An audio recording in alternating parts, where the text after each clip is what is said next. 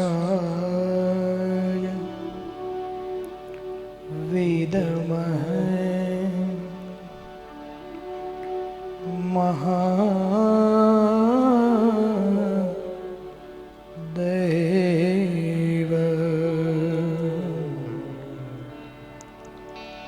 धीमहि तन्नो रुद्रः प्रचोदयात्।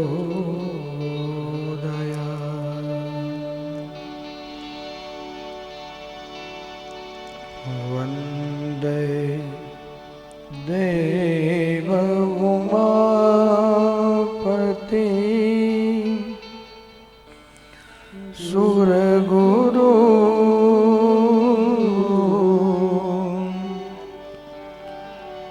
वन्दे जगत् कारणम्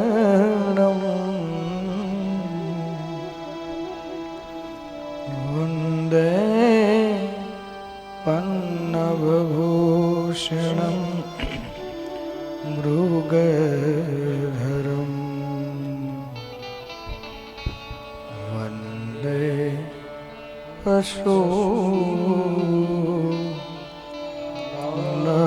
पशूनापते वन्दे सूर्यशशाङ्क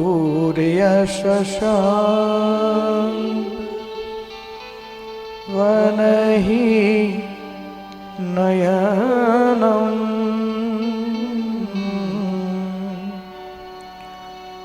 वन्दे मुकुन्दं प्रिय वन्दे भक्तजनाश्रयं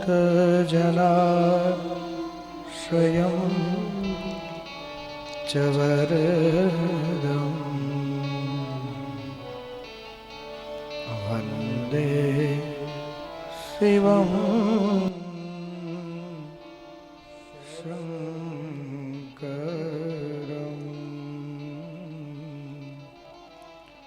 वन्दे शिवं शङ्करम्। बोलो रामचंद्र भगवान श्री बालकृष्ण गजानन गुणपति हनुमान जी सदगुरु सत्य सनातन गौमां भारत तापी मैया सर्वेश्वर पारदेश्वर हरि ओम नमः पार्वती पतये हर हर महादेव।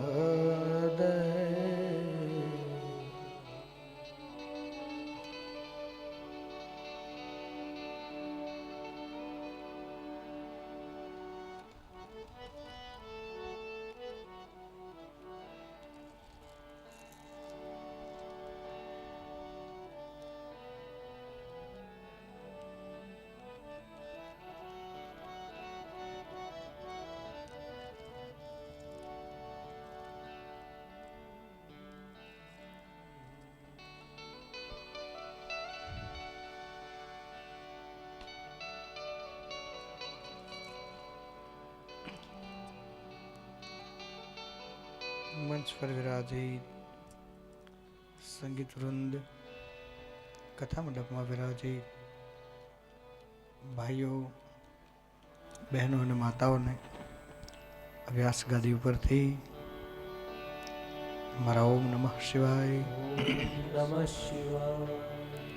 फरी एक बार खूब खूब खूब धन्यवाद।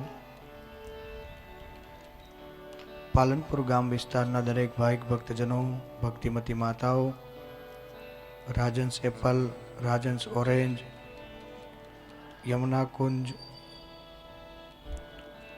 સાંઈ નગર છે ને, સાંઈ નગર, સાંઈ નીલ, લીજ, તીર્થ, સાંઈ તીર્થ, સાંઈ તીર્થ, ડિવાઇન રેસિડેન્સી, નીલકંઠ રેસિડેન્સી અને આજુબાજુની જે પણ સોસાયટી છે, દૂર દૂરથી ભગવાન મહાદેવની કથા સાંભળવા આવતા દરેક ભાવિક ભક્તજનો, ભક્તિમતી માતાઓ, યુટ્યુબ ચેનલના માધ્યમથી પોતાના ઘરે બેસી અને નિહાળી રહ્યા દરેક શ્રોતાજનોને વ્યાસ ગાદી પરથી મારા ઓમ નમઃ શિવાય. અને અમારે બટુકગીરી બાપુ એ તો નિહાળતા જ હશે, એમને પણ ઓમ નમો નારાયણ. ભગવાન શિવની કથાનો આજે કેટલામો દિવસ છે બહેનો? ત્રીજા દિવસે ફરી એકવાર ભગવાન મહાદેવની કથામાં આપ સૌનું પુનઃ સ્વાગત છે. ત્રીજા દિવસની કથામાં કથાની યાત્રા કરીએ. आइए, आप सबका स्वागत है.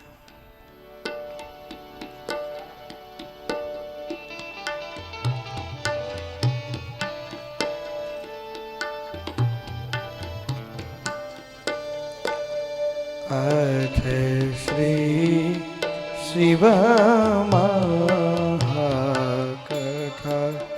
अथ श्री शिव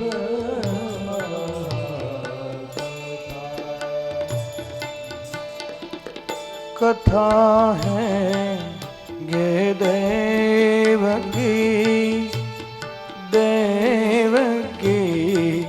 महादेव की विश्वव्यापी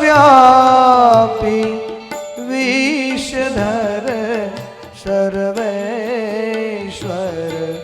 महादेव की विश्वव्यापी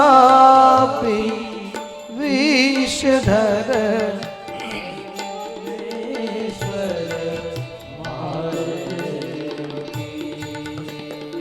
कालो के वो काल है, अनाथों के नाथ हैं. काल के वो काल है, अनाथों के नाथ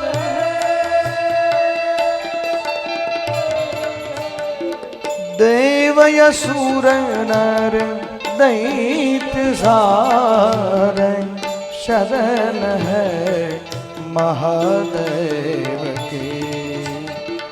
देव यसुर नर दैत्य सार शरण है महादेव की. नमः शिवाय नमः शिवाय नमः शिवाय नमः शिवाय. आ आ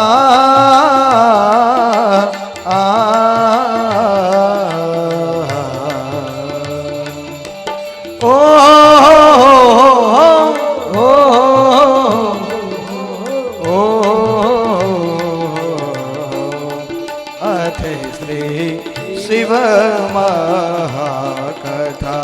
अथ श्री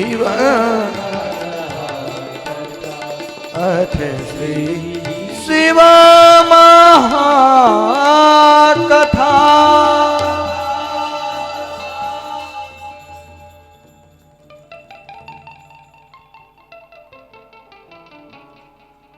ફરી એકવાર देव असुर नर दैत्य क्षारे शरण है महादेव की. महादेव ना शरणे બધા જ છે. देव गंधर्व यक्ष किन्नर दानव मानव ऋषि मुनि भूत प्रेत બધા ભગવાન શિવના શરણે છે. જે અખિલેશ્વર છે અને ત્રણેય લોકમાં જે અખંડ છે, ભગવાન શિવ એક તત્વ એવું છે જે અખંડ છે, જે કોઈ દિવસ ખંડિત નથી. એટલા માટે જ ભગવાન મહાદેવને આપણે જળ ચડાવીએ તો પણ એની ધારા અખંડ જોઈએ. ભગવાન શિવને અક્ષત ચોખા ચડાવીએ તો એ ચોખા પણ અખંડ હોવા જોઈએ, તૂટેલા ફૂટેલા ખંડિત ન ચાલે. ભગવાન મહાદેવને જ્યારે બિલપત્ર ચડાવીએ ત્યારે એ બિલપત્ર પણ ત્રિદલમ ત્રિગુણાકારમ ત્રિનેત્રમ ત્રિઆયુધમ, જે ત્રણ દલવાળું હોવું જોઈએ. અખંડ બિલપત્ર ન પૂજિતેન દિકેશ્વરમ, અખંડ બિલપત્ર ભગવાન શિવને અર્પણ કરવાનું હોય છે. કીડાઓથી ખવાયેલું છિન્ન ભિન્ન બિલપત્ર ભગવાન મહાદેવને અર્પણ નથી થતું. અને શ્રીફળ પણ ભગવાન મહાદેવને આપણે અખંડ ધરાવીએ છીએ, તોડતા નથી. શું કામ? ભગવાન મહાદેવ અખંડ તત્વ છે એટલા માટે. જે કાળોના પણ કાળ છે, કાળનું પણ કાળ સમયે જ્યારે મૃત્યુ આવે ત્યારે એ મહાકાલના શરણે જાય છે. જે પણ નજરે જોઈએ છે એ બધું જ નાશવંત છે. જેનો જન્મ તેનું મૃત્યુ નિશ્ચિત છે. પછી દેવ પણ ભલે હોય, ઇન્દ્ર કેમ નથી? હા, દેવતાઓનું આયુષ્ય લાંબુ હોઈ શકે, પણ મૃત્યુ કાળે બધાનું મૃત્યુ આવે છે. ભગવાન શિવ એક જ દેવ એવા છે, મૃત્યુંજય મહાદેવ ત્રાહિમામ, જેનું મૃત્યુ ઉપર જય છે. ભગવાન શિવ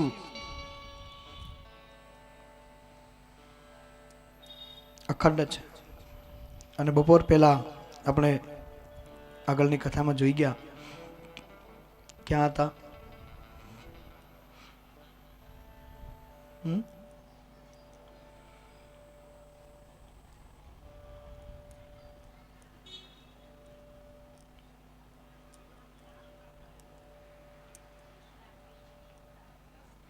સરસ. આમાં જો કોઈ યાદ રાખે, અને ઘણાને યાદ હોય પણ ત્યાંથી અહીં સુધી અવાજ પહોંચે નહીં ને, કહેતા હોય પણ પહોંચે નહીં. આપણે જોઈ ગયા બપોર પહેલાની કથામાં ભગવાન શિવની શિવકથાનું પ્રથમ સંહિતા વિદ્વેશ્વર સંહિતાનો પ્રસંગ ચાલે છે, જેમાં ભગવાન શિવ જ્યારે કંઈ જ ન હતું, સૂર્ય નહીં, ચંદ્ર નહીં, તારાઓ નહીં, દિશાઓ નહીં, દિશાઓના મુખ નહીં, કોઈ પ્રધાન તત્વ નહીં, કેવલ ગાઢ અંધકાર, અને અંધકારની વચ્ચોવચ પરબ્રહ્મ પરમાત્મા ભગવાન શિવ જ્યોતિ સ્વરૂપે વિરાજિત છે. ભગવાન શિવે વિચાર કરો કે લાવ હું નિરાકારમાંથી સાકાર સ્વરૂપે પ્રગટ થાવ. એ વિચારથી ભગવાન મહાદેવે મૂર્તિરૂપની સુંદર મૂર્તિરૂપની કલ્પના કરી છે. અને પ્રથમ ભગવાન શિવ જે નિરાકારમાંથી સાકાર સ્વરૂપે પ્રગટ થયા છે, જેને વેદવ્યાસજીએ નામ આપ્યું છે સ્વયંભૂ. જેને કોઈ માતા પિતા, કોઈ બંધુ ન મિત્ર, ચિદાનંદ રૂપમ શિવોહમ શિવોહમ, જેને કોઈ માતા પિતા નથી, જેને કોઈ કુળગોત્ર નથી, જે સ્વયં પ્રગટ થયા છે, એટલે વેદવ્યાસજીએ નામ આપ્યું છે સ્વયંભૂ. આ સ્વયંભૂ ભગવાન શિવ જેવું પ્રાગટ્ય થયું છે, ઘણો સમય પરિભ્રમણ કર્યું છે. ભગવાન શિવે વિચાર કરો કે હું મારા દ્વારા હું એકમાંથી બીજો થાવ, સૃષ્ટિની રચના માટે, સૃષ્ટિના સર્જન માટે ભગવાન શિવે પોતાના દાબાંગમાંથી એક સુંદર દિવ્ય અષ્ટ હાથવાળી કરોડો પૂર્ણિમાની ક્રાંતિ જેના પાસે ઓછી પડે, વેદો જેને નેતિ નેતિ કહી શકે, આવું તત્વ અખંડ બ્રહ્માંડની જનેતા બ્રહ્માંડ ભાંડોદરી માં ભવાની જે પ્રગટ થયા છે, વેદવ્યાસજીએ નામ આપ્યું છે પ્રધાન પ્રકૃતિ. ભગવાન શિવ એટલે પ્રધાન પુરુષ, અને માં ભવાની એટલે પ્રધાન પ્રકૃતિ. શિવ અને શક્તિ પરિભ્રમણ કરે છે. ભગવાન શિવે વિચાર કરો કે હું મારા દ્વારા કોઈ એવા પુરુષનું સર્જન કરું જે આખા બ્રહ્માંડનું સંચાલન ચલાવે અને હું શાંતિથી ભજન કરી શકું. આ બધું જ બીજા કોઈને સોંપી દઉં. જો આ ભગવાન શિવ બતાવે છે કે અમુક ઉંમર થાય પછી બધી જ માથાકોટ, પણ હવે 65-70 વર્ષે ગવર્મેન્ટ રિટાયર કરી દે તો ક્યાંક ટ્રસ્ટમાં ટ્રસ્ટી થઈને બેઠો હોય, ટેબલ મૂકવું જ નથી પછી. હા, 90 વર્ષે ટ્રસ્ટી બેઠો, ટ્રસ્ટી હોય, પાછો કહેતો હોય આ મારા વગર કોણ સંભાળે. તો આવા તો કેટલા વૈયા ગયા તોય આ સંભાળે, આ બધા સંભાળે છે, પણ છોડવું જ નથી. પછી શું? અમુક ઉંમર થઈ જાય પછી બધું જ માથાકૂટ છોડી પ્રભુ ભજનમાં લાગી જવું જોઈએ. ભગવાન શિવે એ વિચારથી શક્તિના દાબાંગમાંથી અમૃત રૂપ આસવનો સ્વીકાર કરી એક સુંદર દિવ્ય અદ્ભુત પુરુષનું સર્જન કર્યું છે. લાંબી ભુજાઓ, જેના હાથ ઘૂંટણથી નીચે સુધી આજાન બાહુ લાંબા છે, અને ચતુર્ભુજ, જેના 4 ભુજાઓ છે. મેઘ વર્ણમ શુભાંગમ, જેનું મેઘ જેવું વર્ણ, જેના દરેક અંગ પ્રત્યંગ શુદ્ધ છે, શુભ છે. શુભાંગમ, જેના અંગ શુભ છે. અને જે એ પુરુષ પ્રગટ થયા શિવ અને શક્તિ દ્વારા, પ્રધાન પુરુષ અને પ્રધાન પ્રકૃતિ દ્વારા, જેને વેદવ્યાસજીએ નામ આપ્યું છે વિષ્ણુ. અને જેવું ભગવાન વિષ્ણુનું સર્જન થયું છે, ભગવાન વિષ્ણુને પ્રશ્ન થયો, હું કોણ, મારા માતા પિતા કોણ, મારું સર્જન શું કામ થયું, મારું પ્રાગટ્ય શું કામ થયું. અને જો આ પ્રશ્ન ભગવાન વિષ્ણુનો એકનો નથી, આ આપણા બધાનો પ્રશ્ન છે. દરેકને એ વિચાર આવવો જોઈએ કે આપણે શું કામ આવ્યા છીએ, શું કામ જન્મ થયો છે. ખાલી જન્મીને મરી જવા માટે આવ્યા છીએ આપણે? તો માનવ દેહનો અર્થ શું રહ્યો? પશુ પ્રવૃત્તિ જ કરવી હોય તો? બધાને વિચાર આવવો જોઈએ કે માનવનો દેહ કંઈક વિશેષ છે, તો ભગવાને કંઈક વિશેષ કાર્ય માટે મોકલ્યા હશે. એટલે ભગવાન વિષ્ણુને પ્રશ્ન થયો છે, અને આ દરેકનો પ્રશ્ન છે. અને દરેકને એ પ્રશ્ન ન થાય તો કંઈ નહીં કે મારું પ્રાગટ્ય શું કામ થયું, પણ આ પ્રશ્ન તો બધાનો છે જ, વયું શું કામ જવું? જવું કોઈને સારું લાગે છે?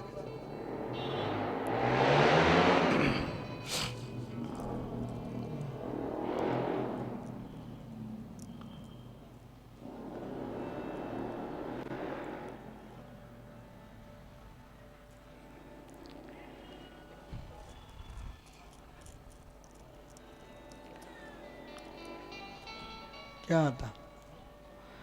એમ થાય હે? વયું શું કામ જવું? આ પ્રશ્ન બધાનો છે. અને એક દિવસ બધું છોડીને જો ચાલુ જ જવાનું હોય તો આ બધી માથાકૂટ આપણે શું કામ કરીએ છીએ? સંતો સમજાવે છે કે હે માનવ, આ માનવનો દેહ મળ્યો છે, મનુષ્ય દેહ દેવતાને દુર્લભ નહીં મળે વારંવારે. દાસ મંગળ કહે પ્રભુ બજાવીના ફોકટ ફેરો થાશે. આ સંસારમાં સદગુરુ પાર ઉતારે. માનવનું શરીર વારંવાર મળતું નથી, અને જન્મીને મરી જવાનું આ સૃષ્ટિનો નિયમ છે, નામ તેનો નાશ. અને આપણે તો કંઈ નથી. આપણને કદાચ એમ થતું હોય કે અમારી પાસે સંપત્તિ છે, ને અમારા પાસે સત્તા છે, ને અમે કંઈક છીએ, અને જો પ્રદર્શન કરતા હોય તો સિકંદર જેવો વ્યક્તિ, એમની માએ એક વખત કહ્યું બેટા, ત્યારે સિકંદર કહે છે કે માં તું મને બેટા ન કહેતી. બોલે કેમ? તો કે હું સિકંદર છું, દુનિયા મને સિકંદરના નામથી જાણે છે, સિકંદર છું, તારે મને સિકંદર કહેવાનું.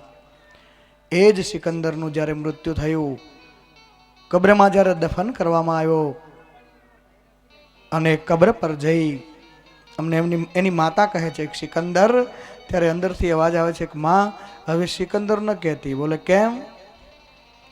કે માં અહીં સૂતા પછી ખબર પડી મારા જેવા કેટલાય સિકંદર અહીં સૂઈ ગયા છે, આ બધા સિકંદરો જ છે. याद रख सिकंदर के हौसले तो आली थे, जब गया था दुनिया से दोनों हाथ खाली थे. कई साथे लई गयो નથી. આવો એની સ્મૃતિ યાદ કરીએ. याद रख सिकंदर के हौसले तो आली थे, जब गया था दुनिया से दोनों हाथ खाली थे.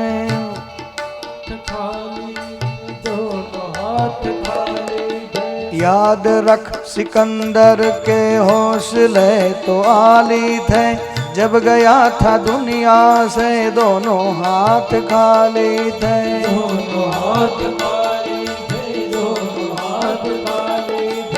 अब न वो हलाकू है और न उनके हाथी है, संदूजुम को रस है और न उनके साथी है.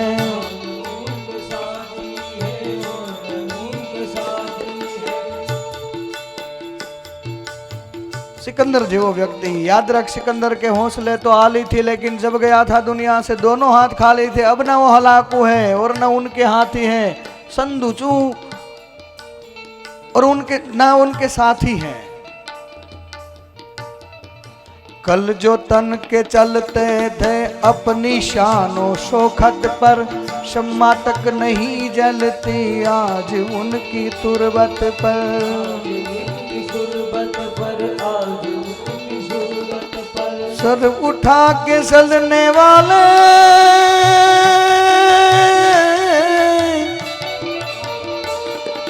सर उठा के चलने वाले हाथ पछारे जाएगा। चलने वाले हाथ पकड़ जाएगा। आज समझ ले कल ये मौका हाथ न तेरे आएगा। सड़ता सूरज धीरे धीरे ढलता है ढल जाएगा। सड़ता सूरज धीरे धीरे ढल जाएगा। ढल जाएगा ढल जाएगा ढल जाएगा।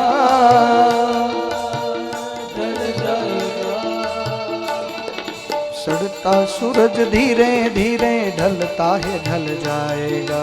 चढ़ता सूरज धीरे धीरे ढलता है ढल जाएगा।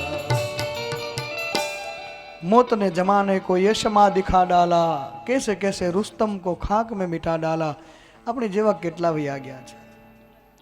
સિકંદર જેવા વ્યક્તિ વયા ગયા, આજે એની શમ્મા તક નહીં જલતી આજ ઉનકી તુરબત પર, જેની કબર ઉપર કોઈ દીવો પણ સળગાવે એવું નથી।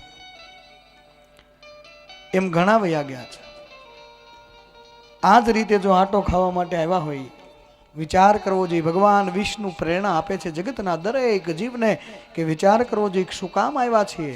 ભગવાન વિષ્ણુનો પ્રશ્ન છે મારું પ્રાગટ્ય શું કામ થયું, અને બધાએ વિચાર કરવો જોઈએ।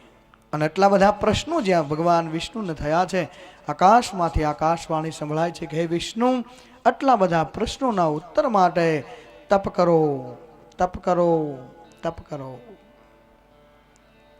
અને ભગવાન વિષ્ણુ નારાયણ તપ કરવા બેસે છે। કહેવાય છે દેવતાએ 12,000 વર્ષ ભગવાન વિષ્ણુએ તપ કર્યું છે। આપણે કલ્પના પણ ન કરી શકીએ, દેવતાએ વર્ષો બહુ લાંબા હોય છે। એક રે બ્રહ્માજીના દિવસમાં ઇન્દ્ર તો 14 બદલાય। બ્રહ્માનો જાય એક દિવસ પૂર્ણ થાય ત્યાં 14 ઇન્દ્ર બદલાઈ જાય। આવડો બ્રહ્માનો એક દિવસ, અને ઇન્દ્રનો દિવસ કેવડો?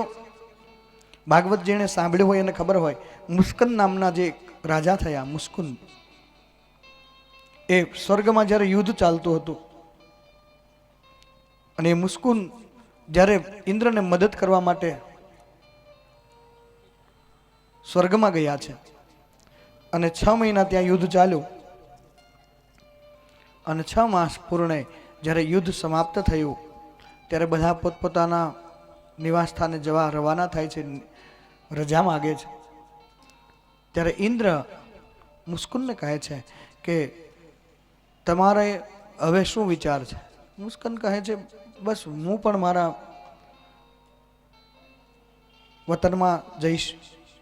ઇન્દ્ર મંદ મંદ મુસ્કાય છે કે ત્યાં જઈને શું કરશો? એટલે બોલે મારા પતિ, મારી પત્ની, મારા સંતાનો, મારો પરિવાર છે।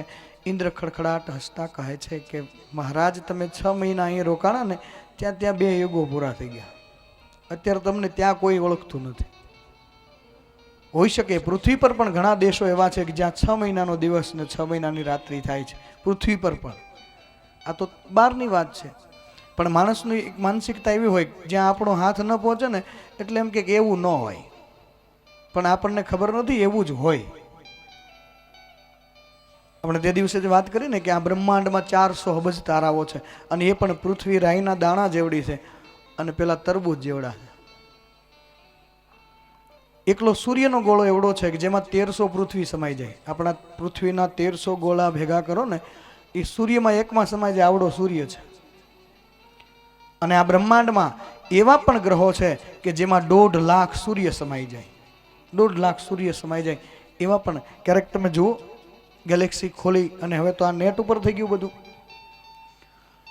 બ્રહ્માંડમાં આ જે ગ્રહોનું મંડળ છે એમાં પૃથ્વી શોધવા જાવ ને તો ક્યાંય જડે એમ નથી। આપણી પૃથ્વીનું અસ્તિત્વ ગોતવામાં તમને તકલીફ પડી જાય એવું બ્રહ્માંડ છે આ।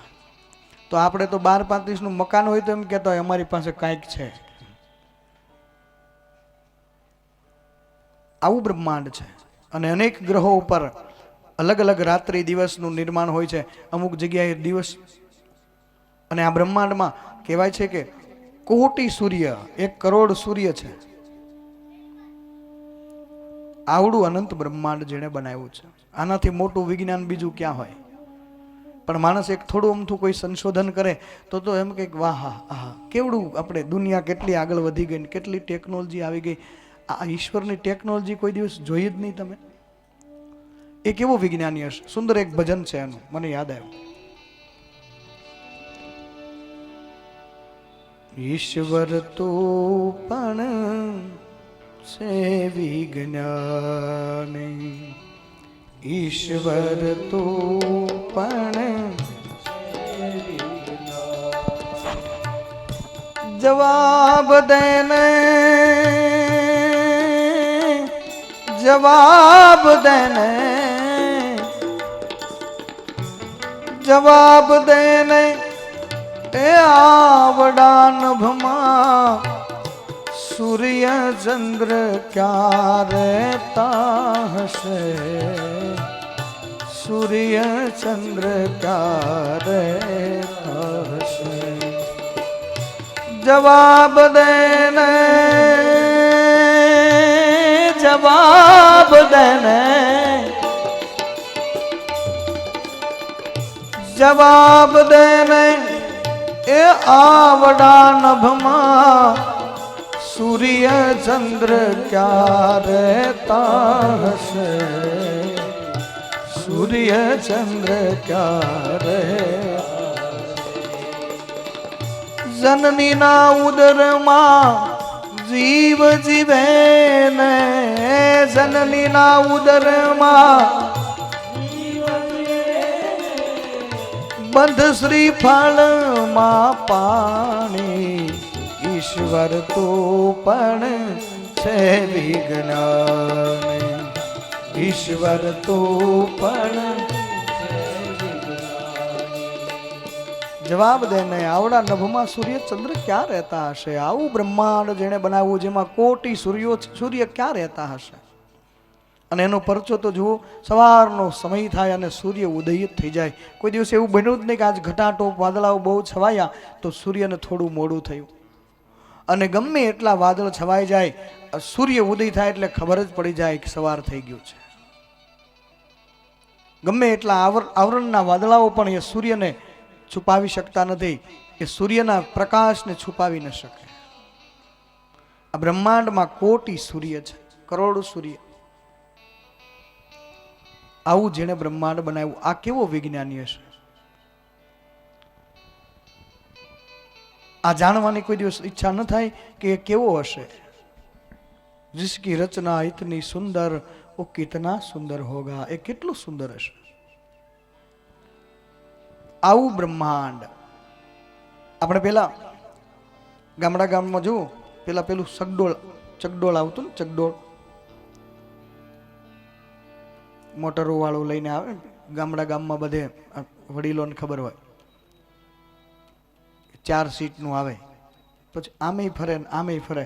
એને હાથથી ફેરવામાં આવતું ચકડોળ. જે મોટા તો હવે મેળા આવે ત્યારે આવે, નહીં તો ગામડામાં નાનું એવું પેલો રિક્ષામાં કે ટેમ્પામાં લઈને આવે અને પછી ગામના પાદરમાં એને ફિટ કરે પાછું.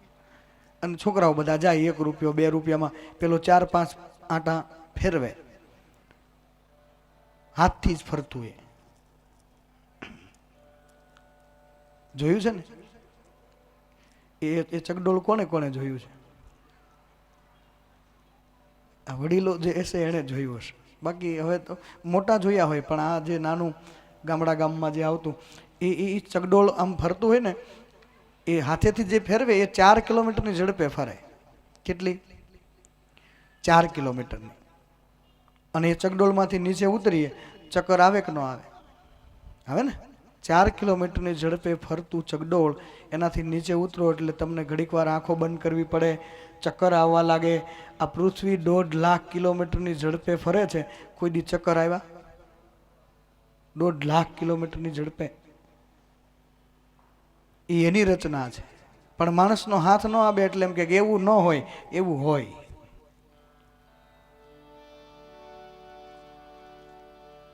એ તો આપણી આંખો ન પહોંચે ને એટલે એમ કે આ આકાશ છે ને આમથી ક્યાંક નીચે ઉતરી ગયું છે એમ લાગે. આમ જુઓ ને એટલે એમ લાગે કે ત્યાંથી નીચે ઉતરી ગયું, પણ ત્યાં જાઓ તો એવું ને એવું છે, એ ક્યાંયથી નીચે નથી ઉતરી ગયું, પણ આપણી નજર ત્યાં સુધી પહોંચે એટલે આપણને એમ લાગે કે નીચે ઉતરી જાય છે.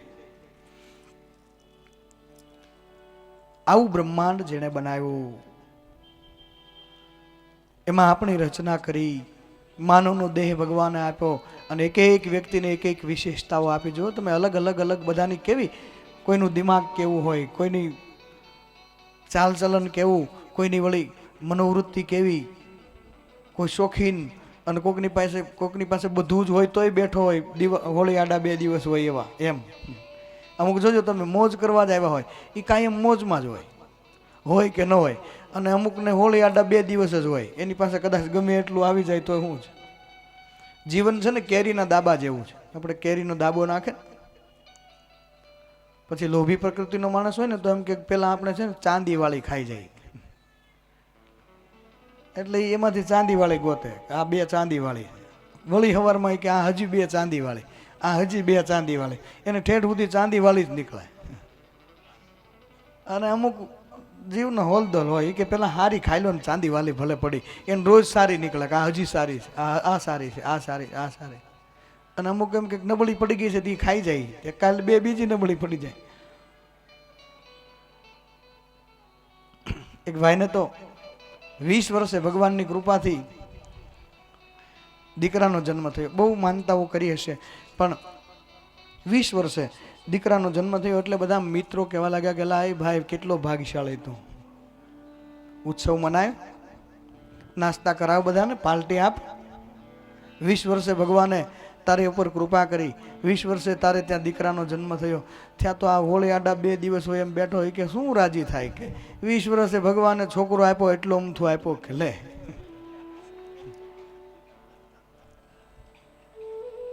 હવે જેને રાજી જ નથી થવું એને તમે રાજી જ કેમ કરો? દુઃખી થવા જ આવ્યો છે.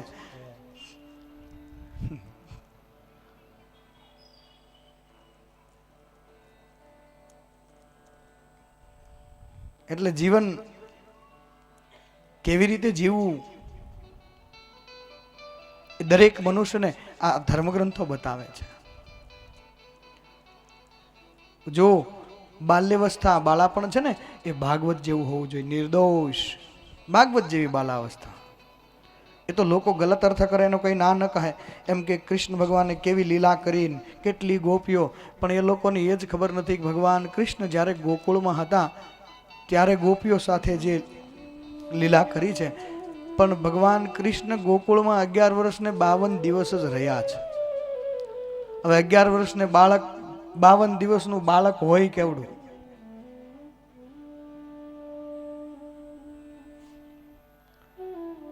બાલાપણ ભાગવત જેવું નિર્દોષ હોવું જોઈએ, યુવાની રામાયણ જેવી હોવી જોઈએ, રામકથા જેવી, મર્યાદા પુરુષોત્તમ ભગવાન રામ. આ ધર્મગ્રંથો કેવલ કોઈ દેવતાનું ચરિત્ર માત્ર નથી, તમારું અને મારું જીવન છે. કેવી રીતે જીવન જીવવું એની રીત બતાવે છે ધર્મગ્રંથો. અને વૃદ્ધાવસ્થા શિવ મહાપુરાણ જેવી હોવી જોઈએ. ભગવાન શિવ બધું જ ત્યાગી અને જીવન જીવે છે. ભગવાન શિવ કહે છે કે હે જીવ, અમુક ઉંમર પછી બધું જ ત્યાગી અને પરમાત્મા તરફ, પરમ ગતિ તરફ કરવી જોઈએ, પરમાત્મા તરફ પ્રયાણ કરવું જોઈએ. આ રીત ધર્મગ્રંથો બતાવે છે, જીવન જીવવાની રીત. બાકી કપાઈ તો છે જ બધાની, જિંદગી કાપે બધા છે, પણ જીવન જીવવાની રીત ધર્મગ્રંથો બતાવે છે. આપણે ત્યાં જો ગણતરી પણ કંઈક કહે છે. આપણે ત્યાં ગણતરી થતી ને, બાળકનો જન્મ થાય ને ત્યારે મા બાપ ગણે કે આજે મારો દીકરો 1 વર્ષનો થયો, આજે 2 વર્ષનો, 3 વર્ષનો, 4 વર્ષનો, 5 વર્ષનો, 18 વર્ષ સુધી મા બાપ ગણે ને કે આ દીકરો 18 વર્ષનો થઈ ગયો. અને 18 વર્ષનો થાય એટલે થોડું અહંકાર આવે કે હવે હું યુવાન થઈ ગયો છું, એટલે પછી આંક આવે 19, એટલે આ ભાઈ એમ કે હવે હું ગણીશ, તમે રહેવા દો. શું આવે? હું ગણીશ. અને હું જ્યારે આવે એટલે તરત આંક આવે 20, હુંકાર આવે એટલે 20 પીવાનો વારો આવે. અને પછી 21 નો આવે, 21, 22, 23, 24, આ બધા વિષ આવે. પણ જો એ સખણો રહી અને જો એ વિષ જીરવી જાય તો પછી આંક આવે 30. સમાજ એને બિરદ આપે કે હવે તું તરીશ, હવે તરીશ તું. અને જો સારો માણસ હશે તો એકલો નહીં તરે, 1 તરીશ, 32, 33, બધાને તારીશ. અને બધાને તારશે તો પાછો એને આંક મળે 40. હવે તું 40, હવે તું 40. અને એ ચાલશે તો પછી સમાજ એને તાળીઓથી વધાવે. 41, 42, 43. ક્યાં સુધી? તો કે 50 વર્ષ સુધી. અને 50 વર્ષ જેવા થાય એટલે વળતા પાણી થાય 51, 52, પછી વનમાં જવાનું હોય. આ ગણતરી કંઈક બતાવે છે. અને આમ પણ આ ગણતરી બહુ બરોબર છે. કેમ કે 100 વર્ષનું માણસનું આયુષ્ય આપણે ગણીએ તો આ 50 વર્ષ જે છે ને એમાં 100 વર્ષ આપણે આયુષ્ય ગણીએ તો 50 જ આપણા ભાગમાં આવે. કેમ કે 50 તો સુવા મૂયા જાય.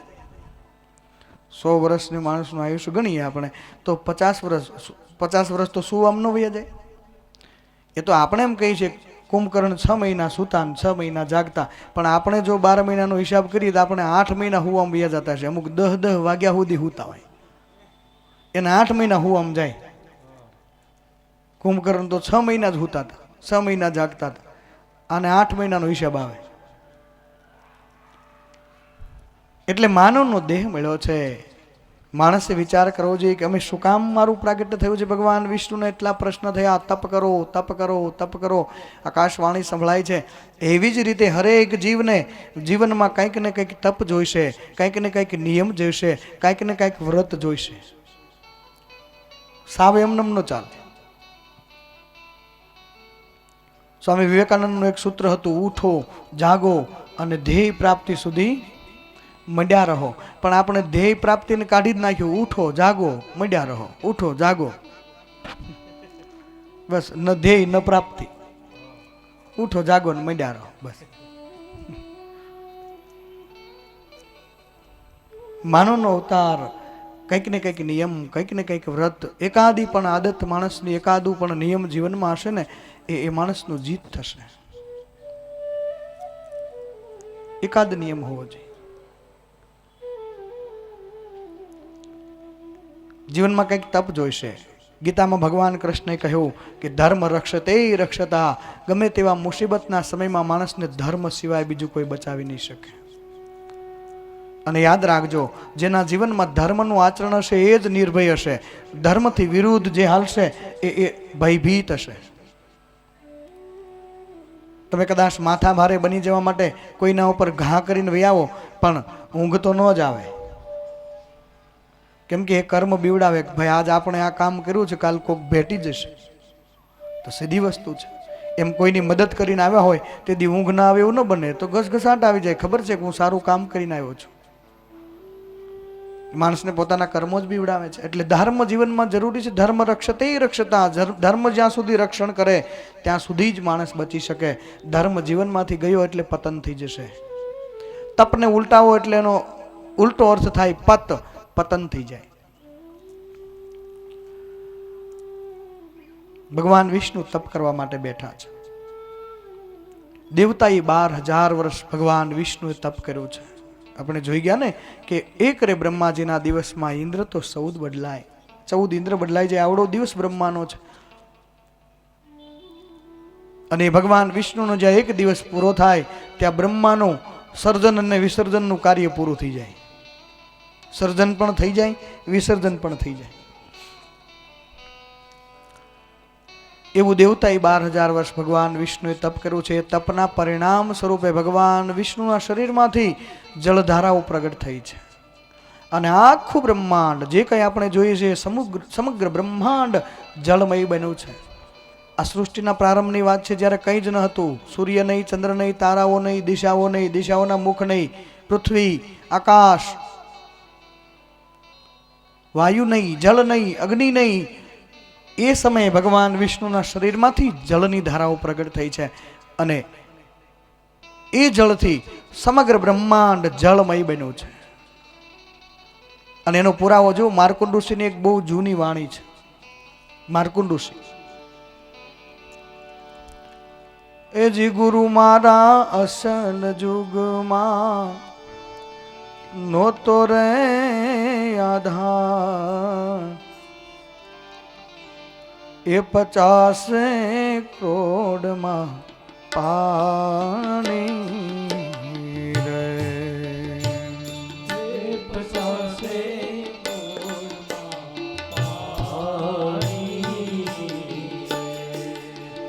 ગુરુ મારા અસલ જોગમાં નહોતો રે આધાર, 50 કરોડમાં પાણી રે. 50 કરોડમાં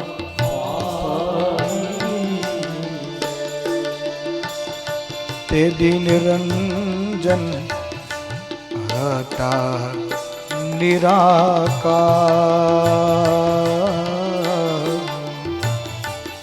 એમાંથી શક્તિ દર્શાણી રે, એમાંથી શક્તિ.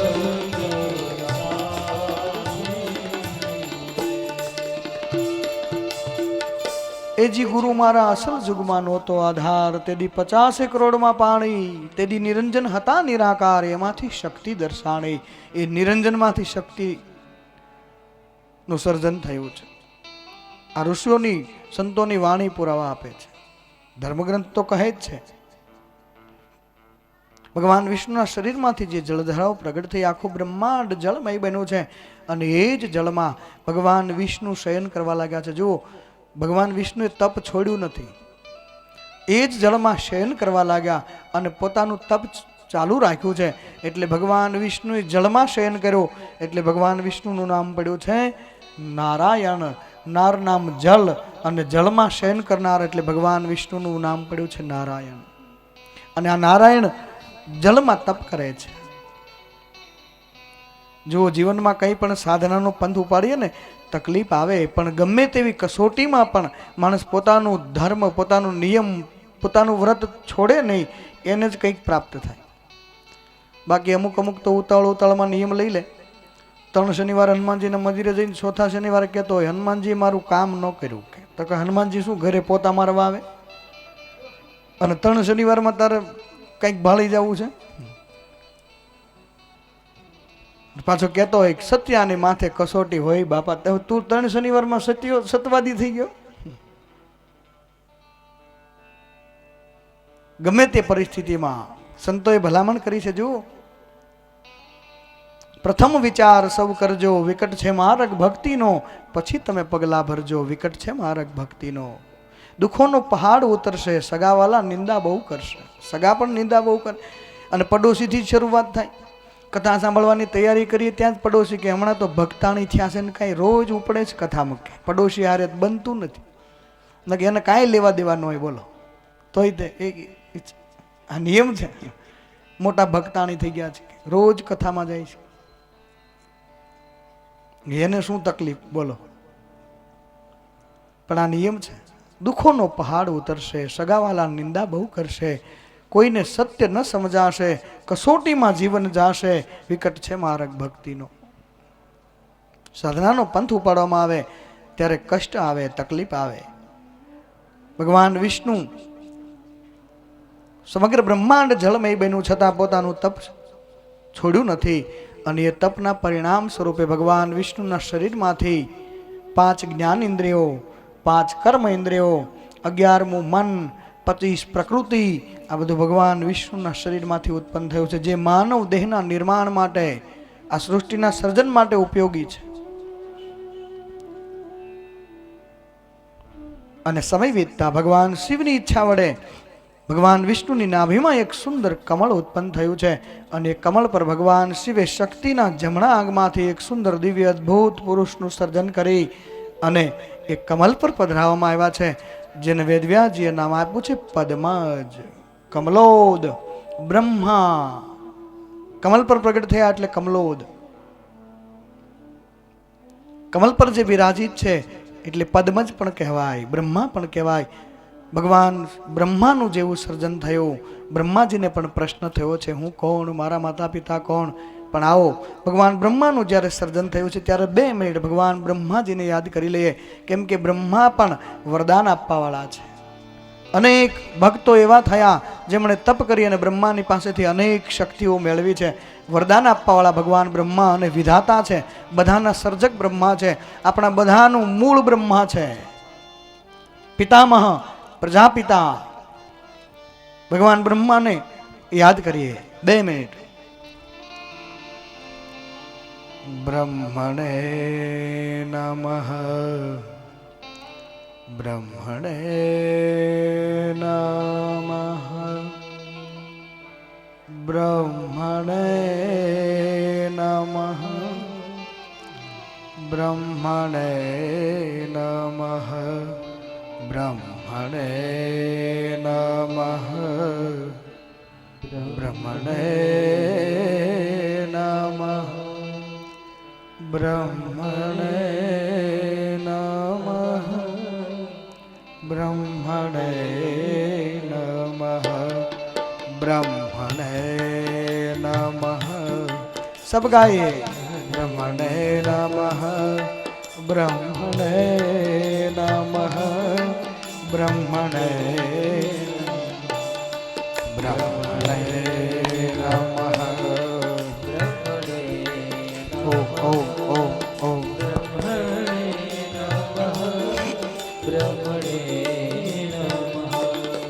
બ્રહ્મણે નમઃ, બ્રહ્મણે નમઃ, બ્રહ્મણે નમઃ, બ્રહ્મણે નમઃ, બ્રહ્મણે નમઃ, બ્રહ્મણે નમઃ, બ્રહ્મણે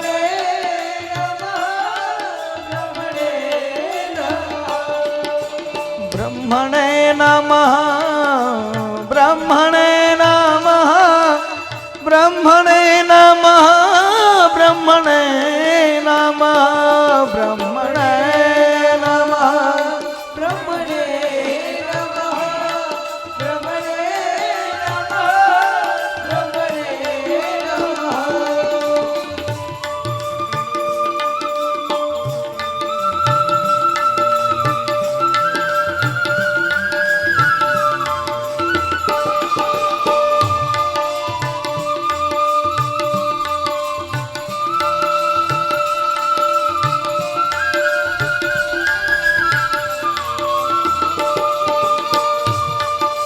બ્રહ્મણે નમઃ, બ્રહ્મણે નમઃ, બ્રહ્મણે નમઃ, બ્રહ્મણે નમઃ, બ્રહ્મણે નમઃ, બ્રહ્મણે નમઃ, બ્રહ્મણે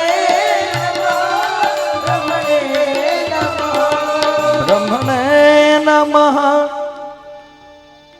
બ્રહ્મણે નમઃ, બ્રહ્મણે. બપોર પહેલા જેમ આપણે ભગવાન વિષ્ણુનું સ્મરણ કર્યું, 1000 નામ ભગવાન વિષ્ણુના એટલે સત્યનારાયણની કથા, એવી જ રીતે ભગવાન બ્રહ્માનું કોઈ સ્મરણ કરે તો મહાદેવનું એક નામ છે બ્રહ્મણ પ્રિય. ભગવાન મહાદેવને બ્રહ્મા પ્રિય છે અને બ્રહ્માનું કોઈ સ્મરણ કરે તો ભગવાન શિવ પ્રસન્ન થાય. એટલે ભાવથી બધા મારી સાથે જોડાઓ. આમ પણ બ્રહ્માજીને લોકો બહુ ઓછા યાદ કરે છે. બ્રહ્મણે નમઃ, બ્રહ્મણે નમઃ, બ્રહ્મણે બ્રહ્મણે નમઃ, બ્રહ્મણે નમઃ, બ્રહ્મણે નમઃ, બ્રહ્મણે નમઃ, બ્રહ્મણે.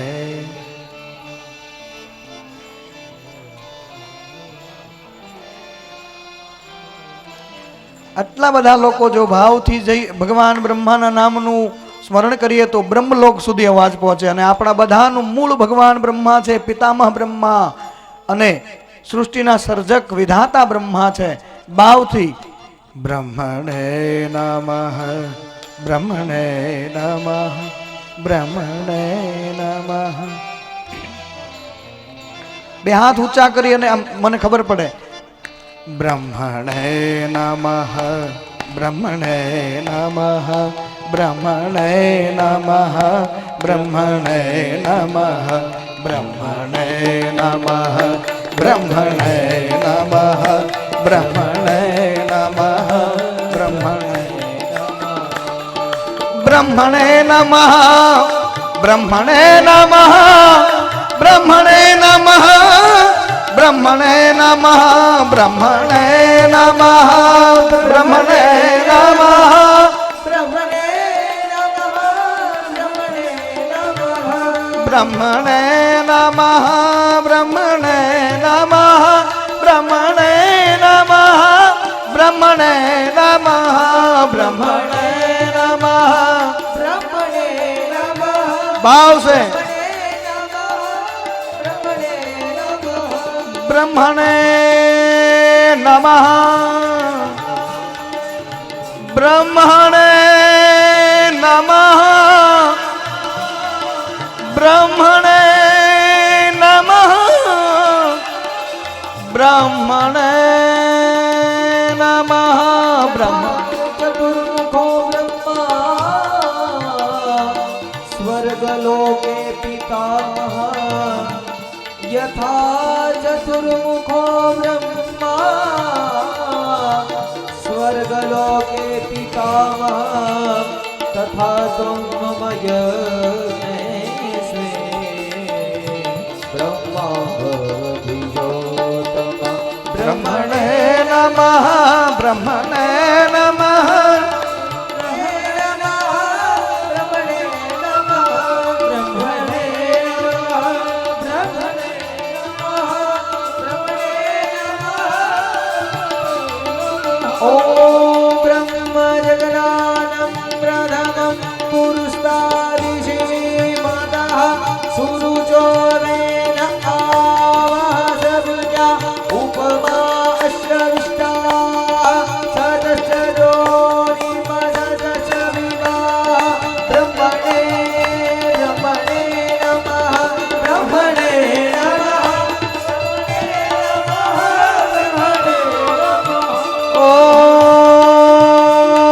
स्वस्ति न इंद्रो वृधस्वाः स्वस्ति न पुरुषा विश्ववेद स्वस्ति न रक्षो अधिष्ठनेमि स्वस्ति नो बृहस्पति दधातु ब्रह्मणे नमः ब्रह्मणे नमः ब्रह्मणे नमः ब्रह्मणे नमः आब्रह्मण्डमणो ब्रह्मवर्चसि जय रामाराजे राजन्या सुरैगम्यो विराजि महारथो जायकान्दो बिन्देनुर्मोढा निर्वाणासु शक्तिः पुरन्दियो रथेष्टो जुगाय जुवाच जगमानस्य निकामेन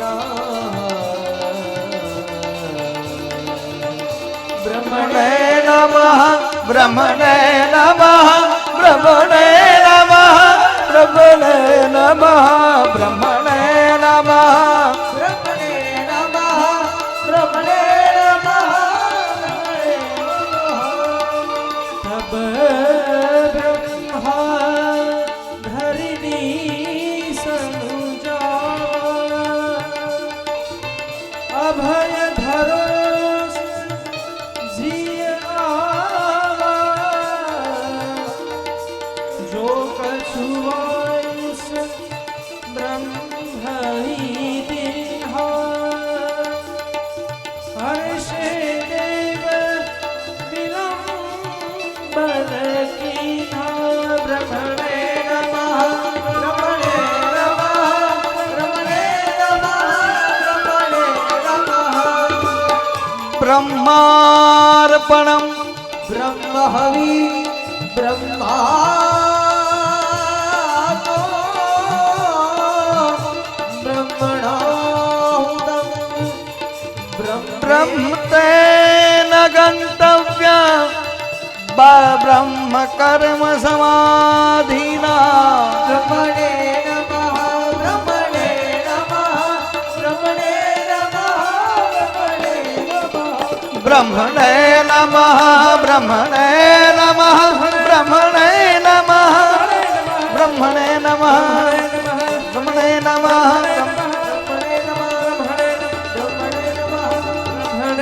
નમઃ બ્રહ્મણે નમઃ બ્રહ્મણે નમઃ બ્રહ્મણે નમઃ બ્રહ્મણે નમઃ બ્રહ્મણે નમઃ બ્રહ્મણે નમઃ બ્રહ્મણે નમઃ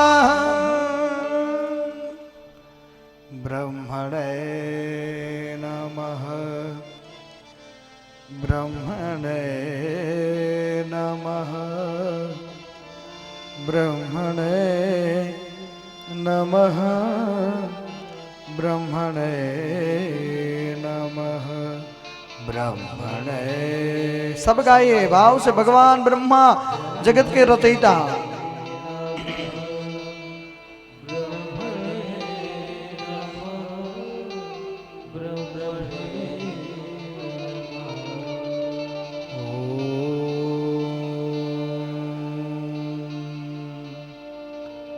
ब्रह्मणे नमः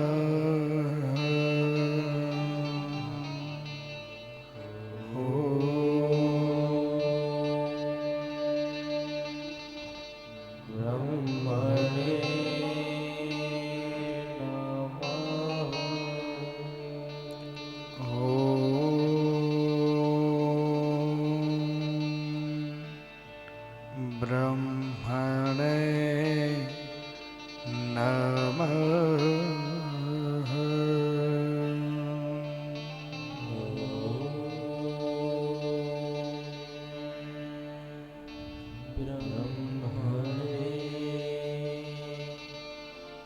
नमः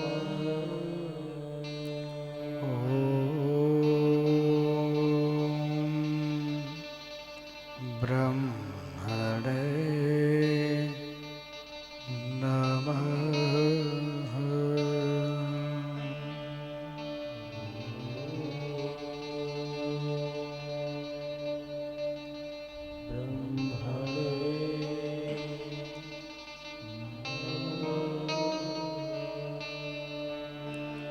અખાઈ જગતના સર્જક એવા ભગવાન બ્રહ્માજીનું જેવું સર્જન થયું છે વેદવ્યાસજીએ નામ આપ્યું છે પદ્મજ કમલોદ અને ભગવાન પંચમુખધારી બ્રહ્મા જેવા પ્રગટ થયા છે બ્રહ્માને પ્રશ્ન થયો હું કોણ મારા માતા પિતા કોણ મારું સર્જન શું કામ થયું વળી એ જ પ્રશ્ન જે દરેક જીવનો પ્રશ્ન છે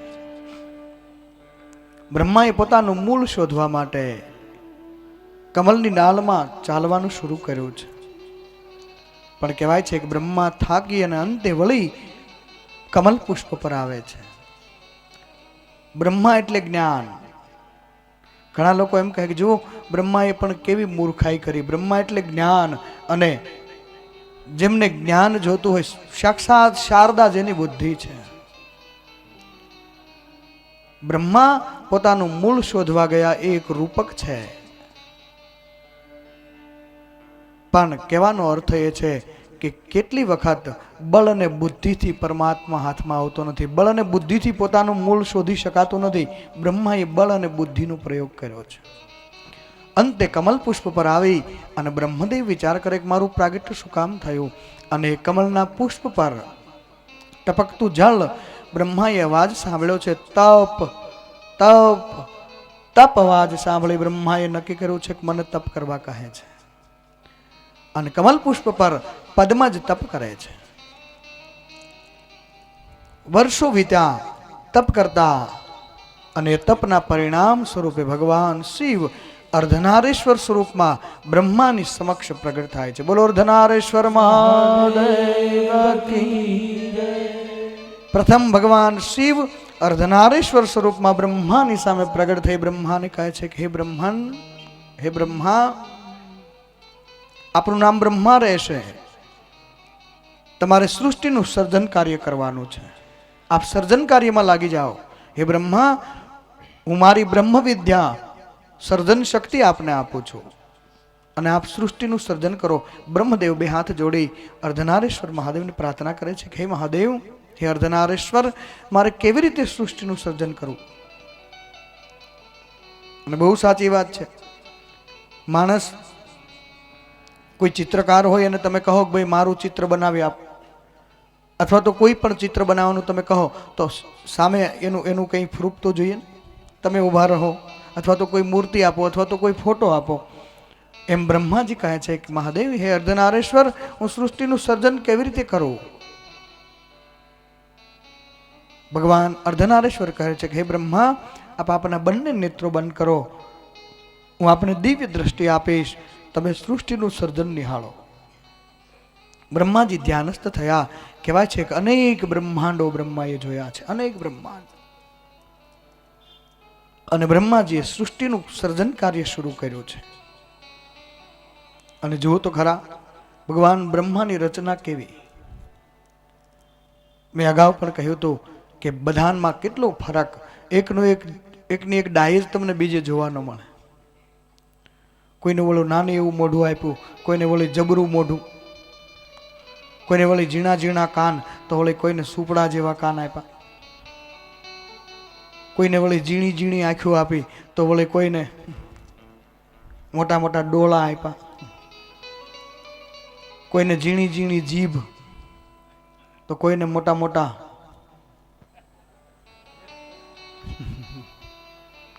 નથી કહેતા આનો જીભડો બહુ મોટો છે, કોઈને મોટા જીભડા, કોઈને ઝીણી ઝીણી જીભ. જોજો એ ઝીણી ઝીણી જીભથી વાત કરે.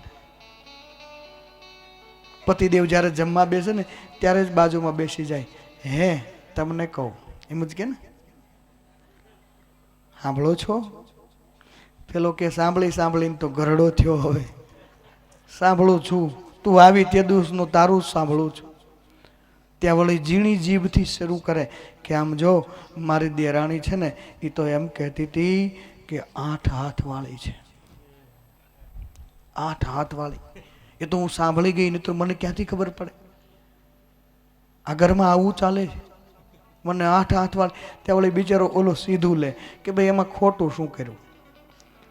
8 હાથ વાળી તને કીધી, તને અષ્ટભુજાળી કીધી, 8 હાથ વાળા માતાજી નથી, તને જગદંબા કીધું, તું રાજી થા ને. વળી સીધું લે બિચારો. ત્યાં વળી પાછું ચાલુ કરે. એ તો સમજે હાલો એ તો અષ્ટભુજાળી છે, એમ કીધું 8 હાથ વાળી છે તો માતાજી થાય. પણ મારી જેઠાણી શું કહેતી હતી ખબર છે તમને? ભલે શું? એ તો એમ કહેતી હતી કે 6 પગલી છે. ત્યાં વળી ઓલો કે હોય તો કે બરોબર જ કીધું છે, એમાં કોણ? આ ઝીણી ઝીણી જીભથી લગભગ બહેનોના હાથમાં મોટું હથિયાર. પેલો જમવા બેસ, આખો દિવસ થાક્યો પાક્યો ઘરે આવ્યો હોય અને જેવો જમવા બેસે ને ત્યારે જ ચાલુ કરે બાજુવાળાએ હાર કરાવ્યો. એ હાર ત્યાં તો ઓલા ને ગળેથી પાછું આવે, હાર કરે. એને ખબર હોય કે આપણું આવ્યું છે. હવે બહેનોને અહીંથી કરબદ્ધ પ્રાર્થના કરો, જમવા બેસે ને ત્યારે કોઈ પણ કાન ભંભેરણી ન કરાય. જમતી વખતે તમારા જેવા વિચારો હોય ને માણસ એવો જ બની જાય. રસોઈ બનાવતી વખતે તમારા જેવા વિચારો હશે, ખાવાવાળાની જમવાવાળાની બુદ્ધિ એવી જ થઈ જશે. એટલે રસોઈ જ્યારે બનાવો ત્યારે ભગવાનનું સંકીર્તન કરતાં કરતાં બનાવવું જોઈએ. ભગવાનનું નામ લેતા લેતા કંઈ પણ સ્તુતિ આવડતી હોય તો સ્તુતિ, શ્લોક, રુદ્રાષ્ટક, બિલ્વાષ્ટક, યમનાષ્ટક, જે તમને આવડતું હોય, ગોવિંદ દામોદર સ્તોત્ર બોલો. ગુરુ મહિમા આવડતો હોય તો એ બોલો. પણ એવી રીતે રસોઈ બનાવવી જોઈએ. આ તો રસોડામાં ઊભા રસોડામાં હાથમાં વેલણ રહી ગયું હોય અને લે જાય, કોણ જાણે ક્યાં જવું છે ખબર. પછી કે આની બુદ્ધિ કેમ આવી થઈ ગઈ છે, એ લે જાયંગે એટલે. અને લગભગ રસોઈ બ્રેકમાં જ બને, બ્રેક આવે ને ત્યારે જ બને.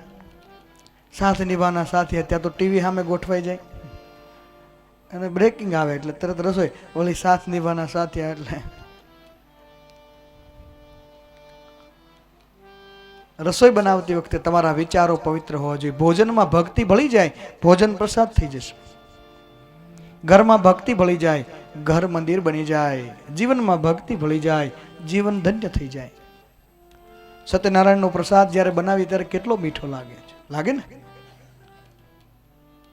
એ જ શીરો વેવાઈ જ્યારે છોકરાને જોવા આવે ત્યારે બનાવ્યો હોય, એમાં બધું ચડિયાતું જ નાખ્યું હોય કે નહીં, ઘી વધારે હોય, કાજુ બદામ નાખ્યા હોય, કેમ કે દીકરી લેવી છે, બધું ચડિયાતું હોય છતાં એટલો મીઠો નહીં લાગે. અને સત્યનારાયણના પ્રસાદમાં તો ક્યારેક એવું પણ બને કે માણસો વધી ગયા હોય તો ક્યારેક દૂધ ઓછું પડી જાય, ક્યારેક ઘી ઓછું પડી જાય, છતાં પણ એમાં મીઠાશ જ આવે. શું કામ? કે સત્યનારાયણનો જે પ્રસાદ જ્યારે બનાવ્યો છે ત્યારે એમાં એક ભાવ છે કે મારે ભગવાનને અર્પણ કરવું છે, એટલે પ્રસાદ થઈ જાય અને પ્રસાદ મીઠો જ લાગે. સત્યનારાયણનો પ્રસાદ હોય એ આંખે અડાડીને ખવાય અને વેવાઈ હાટું શીરો બનાવ્યો હોય એ ઊભા ગળે ખવાય, એટલો ફરક. અને એમ જ કહીએ છીએ ને આપણે વેવાઈને કાંઈ એમ કહીએ છીએ લ્યો પ્રસાદ લ્યો થોડોક, એમ તો નથી કહેતા ને શીરો થોડોક લ્યો, એમ જ કહીએ. નામ ફરી જાય, ભાવાર્થ ફરી જાય એટલે સ્વાદ પણ ફરી જાય. તો લોકો એમ કહે અત્યારે બિયારણ છે ને હાઇબ્રિડ થઈ ગયા, બિયારણ હાઇબ્રિડ નથી થઈ ગયા, વિચાર હાઇબ્રિડ થઈ ગયા છે. તમારા જેવા વિચારો હશે જમવાવાળાની એવી જ બુદ્ધિ બની જાય. કથા સાંભળ્યા પછી નિર્ણય લો, રસોઈ બનાવો ત્યારે પરમાત્માનું સંકીર્તન કરતા કરતા બનાવો. જે તમને આવડે, રામ કૃષ્ણ રામદેવજી જેને માનતા હોય તમે ગુરુનું સ્મરણ કરો, ભગવાન મહાદેવનું સ્મરણ કરો, કૃષ્ણનું, તમને જે ફાવે, પણ ભગવાનનું સ્મરણ કરવું જોઈએ રસોઈ બનાવતી વખતે. અને મોટા ભાગના બહેનો જોયા છે અત્યારે તો એક ફેશન થઈ ગઈ છે, સવારમાં ઉઠતાની સાથે મોઢામાં બ્રશ નાખી અને સીધા રસોઈ ઘરમાં, બ્રશ હોય મોઢામાં અને ચાય ઉકાળતા હોય. આ નીતિની વિરુદ્ધ છે, ધર્મ વિરુદ્ધ છે. સ્નાન ધ્યાન કર્યા વગર રસોઈ ઘરમાં પ્રવેશાય નહીં કોઈ દિવસ, કેમ કે રસોઈ ઘર એ માં અન્નપૂર્ણાનું મંદિર છે. કોઈના રસોડામાં એક માં અન્નપૂર્ણાનો ખાલી ફોટો પણ હોય ને તો એના ઘરમાં કોઈ દિવસ અન્નની કમી ન રહે, એટલો પ્રભાવ હોય છે માં અન્નપૂર્ણાનો. અન્નપૂર્ણે સદા પૂર્ણે શંકર પ્રાણ વલ્લભે જ્ઞાન વૈરાગ્ય હેત્વે ભિક્ષાન દેહી ચ પાર્વતી. માં અન્નપૂર્ણા ભંડાર ભરવા વાળી છે. એટલે બહેનોએ સવારમાં ઉઠીને પહેલું કામ એ કરવું જોઈએ, સ્નાન કરવું જોઈએ અને પૂજા કરવી જોઈએ. સ્નાન ધ્યાન કરી અને પૂજા કરવી જોઈએ. પૂજા કર્યા પછી રસોઈ ઘરમાં પ્રવેશે તો એનો પણ નિયમ જુઓ તમે. રસોઈ જ્યારે બનાવે ને ત્યારે પહેલી રોટલી જે બનાવો ને એ બધી તમે બનાવતા હોય એના કરતાં નાની હોવી જોઈએ, થોડી સાઈઝમાં, કેમ કે એ પિતૃભાગ છે. અને પહેલી રોટલી બને એના પહેલાં પણ રસોઈ જ્યારે તમે બનાવો છો ત્યારે એ રસોઈનું જે પાત્ર છે, લોઢી હોય કે તવી હોય, જે કાંઈ હોય, એ ત્યારે ચૂલા પર ચડાવો તો એને જળથી પવિત્ર કરવી પડે. આપણે ત્યાં એ રિવાજ હતો, માતાઓ લોઢી કે તવી ચડાવી હોય ને પછી પાણીનો આમ છંટકોરો મારે તો ઘણાને એમ થાય ગરમ થઈ ગઈ કે નહીં, એ જોવા માટે નહીં, એ પવિત્ર કરવા માટે એના પર પાણી છાંટવામાં આવતું. ત્યારબાદ એના પર જે રોટલી પહેલી બને એમાંથી 5 ટુકડા લઈ ઘીમાં જબોળી અને જે સ્ત્રી સવારમાં અગ્નિ પ્રગટાવી અને એમાં આહુતિ આપે એના જીવનમાં કોઈ દિવસ એના ઘરમાં પિતૃદોષ નહીં રહે, કેમ કે એ પિતૃનો ભાગ છે. પિતૃને આવી રીતે પૂજા કરવી જોઈએ. ઘણા કહે કે અમે પિતૃને માનતા નથી, પિતૃને એવું કાંઈ હોય. તમે ખાલી વિચાર કરો કે તમારી જે કાંઈ કરોડોની પ્રોપર્ટી હોય, જમીન જાયદાદ મકાન, એ પિતૃ આપણા જ વડીલો એ મૂકીને ગયા છે, કાંઈ સાથે નથી લઈ ગયા. તમને બધું જ જે અર્પણ કરીને જાય એને યાદ કરવાની પણ તમારી ફરજ ન હોય. અને એમ પણ માન્ય માનો આવે તો શાસ્ત્રોક્ત પ્રમાણ ભગવાન રામના પિતા દશરથનું જ્યારે અવસાન થયું, સ્વધામ સીધાવ્યા, ત્યારે ભગવાન રામે એમના પિતાનું પિંડદાન કર્યું ત્યારે મહારાજા દશરથે હાથોહાથ એ પિંડ સ્વીકાર્યા છે. આ શાસ્ત્રોક્ત પ્રમાણ છે. પછી ઘણા કઈ મર્યા પછી હવે શું સંભાળવાના હોય કે એક ફરજ છે. અને એ પછી બાકીની જે રોટલી વધે એ રોટલી ગાય માટે હોય. 5 ટુકડા આહુતિ આપ્યા પછી જે રોટલી વધે છે એ ગાય માટે હોય. પણ હવે તો બહેનોને બહુ ઉતાળ હોય અને પહેલાંને કામે જવું હોય એટલે પહેલી જ રોટલી બને પછી તરત એમ કે તમે બેસી જાઓ જલ્દીથી. અને ગાયની રોટલી પહેલી જ ધબકાવે પછી બહેનો કે બાપુ હમણાં છે ને એ ગાય જેવા થઈ ગયા છે, રોટલી ગાયની. એ તો સીધી વાત છે. અન્ન તેવો ઓટકાર, અન્ન તેવું મન. અને છેલ્લી છાનકી આપણે ત્યાં કૂતરા માટે બનતી એ પોતે ધબકાવે. પછી કે હમણાં મારાથી સહન થતું નથી, મારો સ્વભાવ છે ને એના જેવો થઈ ગયો. આનું પણ વિધાન છે. આ ચાંદલો જો બહેનો જે ચાંદલો લગાવે ને એ સૌભાગ્યની નિશાની છે, હોવું જોઈએ. આપણે ત્યાં નિયમ છે કે સવારમાં સ્ત્રી ઉઠે ને તો એને પહેલું કામ એ કરવું જોઈએ. લખી લો, જો આ આટલું કરવાનું ચાલુ કરશો ને 50% ફરક પડી જશે. ઘણી વખત દુઃખને આમંત્રણ આપતા હોય, દુઃખને ઓરતા હોઈએ છીએ. ભગવાને આપ્યું નથી પણ નિમંત્રણ આપો તો શું કરે? અને ભગવાન કદાચ ક્યારેક દુઃખ પણ મોકલે ને તો એને સહન કરવાની એ શક્તિ પણ આપે. કેમ કે ભગવાન તરફથી કંઈ પણ કોઈ વિઘ્ન આવે કે કોઈ દુઃખ આવે તો એને પરીક્ષા કહેવાય, અને આપણે ઊભા કરીએ ને એને સજા કહેવાય. દાખલા તરીકે કોઈ વાવાઝોડું થયું હોય, કોઈ જળ પ્રવાહમાં કોઈ મકાન પડી જાય, વાવાઝોડામાં કોઈ મકાન પડી જાય, વાવાઝોડામાં તો ગરીબ માણસ હોય તો ગામના બધાને એમ થાય કે ભાઈ એકનો એક આ ઝૂંપડું હતું આના પાસે, ગરીબ માણસ છે, એકલાથી ન થાય, ચાલો આપણે બધા થોડો થોડો ફાળો કરો, એનું બિચારાનું મકાન થઈ જાય. થઈ જાય કે ન થઈ જાય? થયું હોય એની કરતાં નહોતું એના કરતાં સારું થઈ જાય કે ન થઈ જાય? આ કુદરતી છે. આ ભૂકંપ આવ્યો ત્યારે તો જાહેરાત થઈ કે સરકાર નવા મકાન બનાવી દે, તે અમુકને કાંઈ નહોતું, એણે કોઈ શું મારીને તોડી નાખ્યા. બોલો, તવડા પાડી દીધા. જો સાહેબ અહીંથી તૂટી ગયું છે કે હા હાજા મકાન હતા, હાજી દિવાલીમાં કોષ મારીને તવડા પાડ્યા. જુઓ સાહેબ અહીંથી અમારા એટલું નુકસાન થઈ ગયું. ઓલા કારીગર હતા, 5100 રૂપિયા આપ્યા કે લ્યો બનાવો નવું મકાન. ઓલું હતું ઈ ગયું. એને ખબર તો પડે ને કે આ કોષ મારી છે, તીકમ મારીને તોડ્યું છે. તે અહીંયા સાહેબ તવડો પડ્યો છે કે એમ વાવાઝોડામાં પડી ગયું હોય તો ગામના ફાળો કરે, પણ જુગારમાં હારી ગયો હોય તો ગામના મળે 5 જણા કે ભાઈ બિચારો હારી ગયો છે, લાવો ફાળો કરીને ઊભું કરી દઈએ. કરે કોઈ? એ આપણા ઊભા કરેલા દુઃખ છે. એમ પરમાત્મા તરફથી કંઈ પણ આવે તો એને કસોટી કહેવાય. એ દુઃખ આપે તો પાછું સહન કરવાની શક્તિ આપે. દુઃખ ઘણી વખત આપણે ઓરીએ છીએ. એટલે બહેનો ખાસ સવારમાં ઉઠતાની સાથે બહેનોએ પહેલું કામ કરવું જોઈએ, રાત્રે જે પહેરેલા વસ્ત્રો હોય ને એ બદલવા જોઈએ. ખાસ નોંધ લેજો. રાત્રે જ્યારે સૂઈ જઈએ ને ત્યારે સંતો એને અલ્પ મૃત્યુ કહે છે. અને એની પ્રેક્ટિકલ ખબર કેમ પડે? સૂઈ જઈએ ને પછી ઉપરથી સરપ આંટો મારીને નીકળી જાય તો એ આપણને ખબર હોતી નથી, કેમ કે એક અલ્પ મૃત્યુ છે, એક પ્રકારનું મૃત્યુ છે. અને સવારમાં ઉઠીએ ત્યારે રાત્રે મૃત્યુ સમયે જે કપડાં પહેર્યા હોય એનું શું કહેવાય? કોઈ ડેડ બોડીને ઓઢાડે એને શું કહેવાય? કફન. અને એમ રાત્રિના પહેરેલા કપડાં કફન બરોબર છે. ઘણા તો આખો દિવસ પહેરીને આટા મારતા હોય, 10 વાગ્યા સુધી, 11 વાગ્યા સુધી. ઓલું હમણાં આવ્યા છે ને, શું કહેવાય એને? બુરખા. હા, એ બુરખો આખો પહેર્યો હોય, ગુરખો. અને 10 વાગે તો કે કેમ હજી કે કચરા પોતા બાકી છે, કપડાં ધોવાના બાકી છે, બધું કામ પતે પછી સાડી બદલે. બોલો, કમસે કમ રાત્રે પહેરેલા કપડાં તમે કાયમ ન ધોવો તો કાંઈ નહીં, પણ કમસે કમ એને જળમાં પલાળી અને સુકાવી દેવું જોઈએ. રાત્રે પહેરેલું કપડું એ સવારમાં ન પહેરાય, એ કફન બરોબર છે. ઘરની સ્ત્રી એમને સવારમાં ઉઠતાની સાથે પહેલું કામ એ કરવું જોઈએ, સ્નાન ધ્યાન કરી પૂજાપાઠ કરવા જોઈએ અને શણગાર સજવા જોઈએ. સુહાગણ જે સ્ત્રી હોય એના શણગારો કહેવાય છે, સુહાગણ જેટલો શણગાર સજે એટલું એના પતિનું આયુષ્ય વધે, એટલું એના પતિનું ધન વધે, એટલું એના પતિની સુખ સમૃદ્ધિ વધે, એટલું એના પતિના જીવનમાં શાંતિ આવે. બહેનો જેટલો સેથો લાંબો પૂરે એટલું એના પતિનું આયુષ્ય વધે. પણ હવે તો નક્કી જ કરી નાખ્યું છે, પતિ રે તોય અમારે હોન કે જાય તોય મારે હું.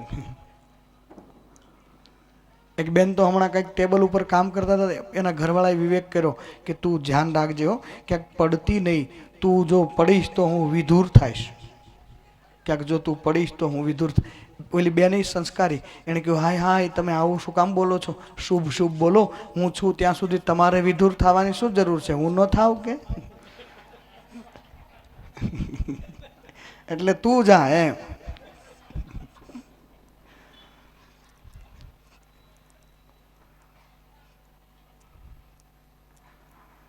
એ વાત આપણે એ કરીએ છીએ. જો જ્ઞાન સાથે ગમત હશે, પણ એમાં મુદ્દો પકડી રાખવાનો તમારે.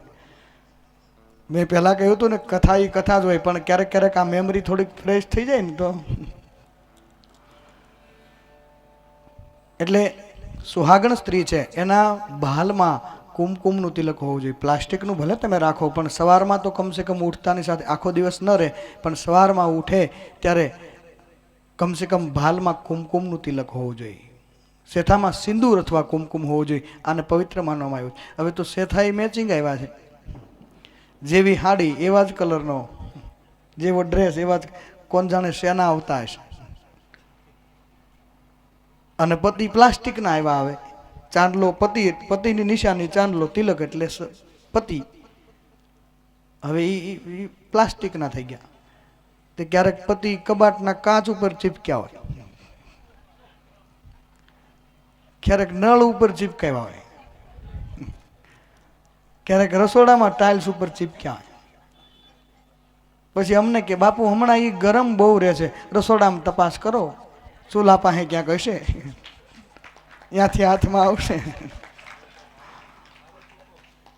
કારણ કે એને હમણાં એલર્જી બહુ, શરદી બહુ રહે છે. નળ નીચે તપાસ કરો, બાથરૂમમાં ક્યાંક ચીપક્યા હશે. ચાંદલો એટલે પતિની સૌભાગ્યની નિશાની છે. અને કમસે કમ સવારમાં ઉઠતાની સાથે, આપણે ત્યાં તો 16 શણગારનું વિધાન બતાવ્યું છે, પણ અત્યારે તમે બહેનોને પૂછો તો 16 શણગારનું નામે નહીં આવડતું. આવડે છે? આવડે 16 શણગારના નામ? બહેનો 16 શણગારના નામ આવડે? આપણે ત્યાં ગરબાઓમાં ગવાયું, જુઓ તમે, ગણતા જાજો. હેમાએ શેથો પૂરો છે, સિંદૂરનો મહાકાળી રે. માએ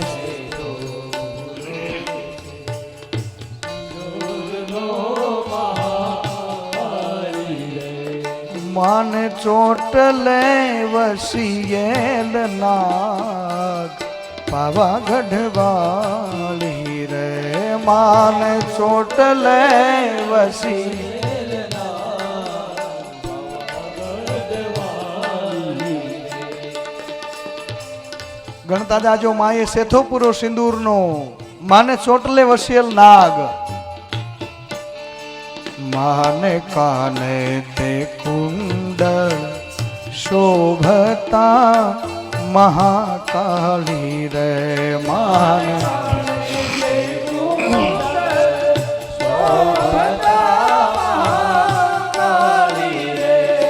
માને ટીલડી તપે લલાટ, પાવાગઢ વાળી રે. માને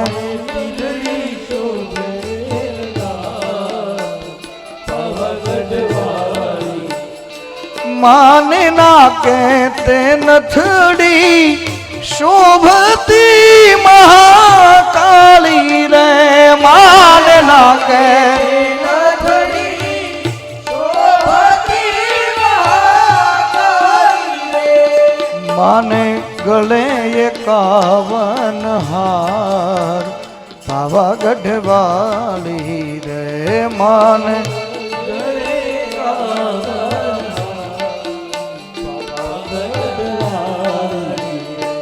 માને ઝાલર ને ઝુમણા શોભતા મહાકાળી રે. માને ઝાલર ને ઝુમણા શોભતા મહાકાળી રે. હે માને ચૂડલી શોભે હાથ, પાવાગઢ વાળી રે.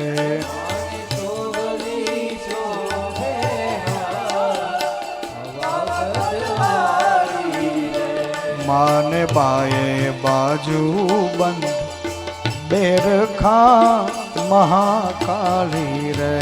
માને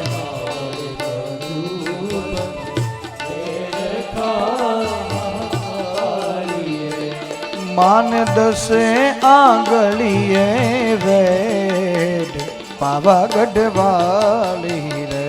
માન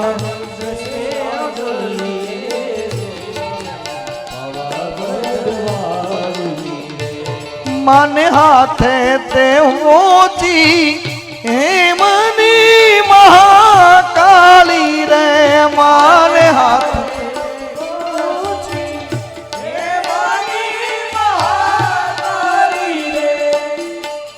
કેટલા થયા? હે? કેટલા થયા? કેટલા? 12 થયા. 12 થયા. કેટલા ઘટે હવે? 4.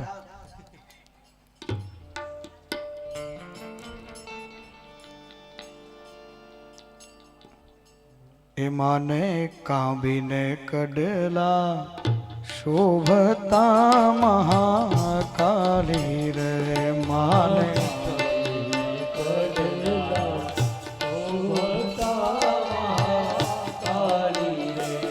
માને અણવટ વિછિયાની જોડ પાવાગઢ વાલી રે માને અણવટ વિછિયાની જોડ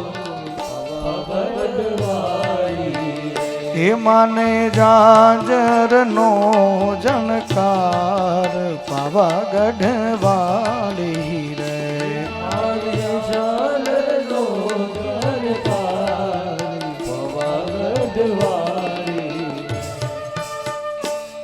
હવે થઈ ગયા કે નહીં? એક ક્યાંથી બાકી રે? આ તમે કીધા પછી 5 મેં કીધા. કાંબી ને કડલા શોભતા, કાંબી અલગ હોય, કડલા અલગ હોય. અણવટ વિછિયાની જોડ એ અલગ હોય. ઝાંઝરનો જણકાર, મૂળ તો તમારે એ કમર બાકી છે એ જ ને. બાકી થઈ ગયા છે કે નથી થઈ ગયા? હા બોલો તમે, હાલો કેટલા થયા ગણો જઈ.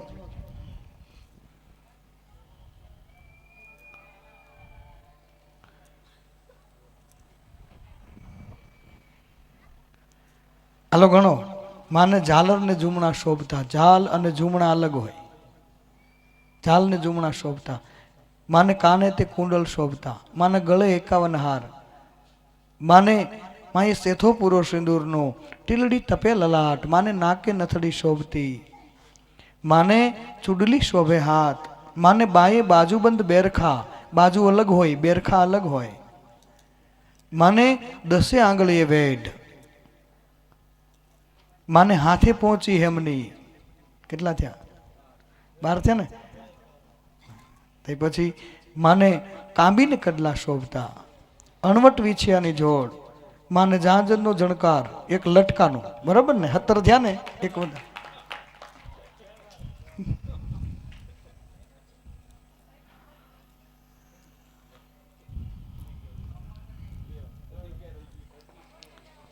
હા તો હવે માને કેડે કંદોરો શોભતો પાવાગઢ વાળી, બરાબર? 18. બસ તમે રાજી ને?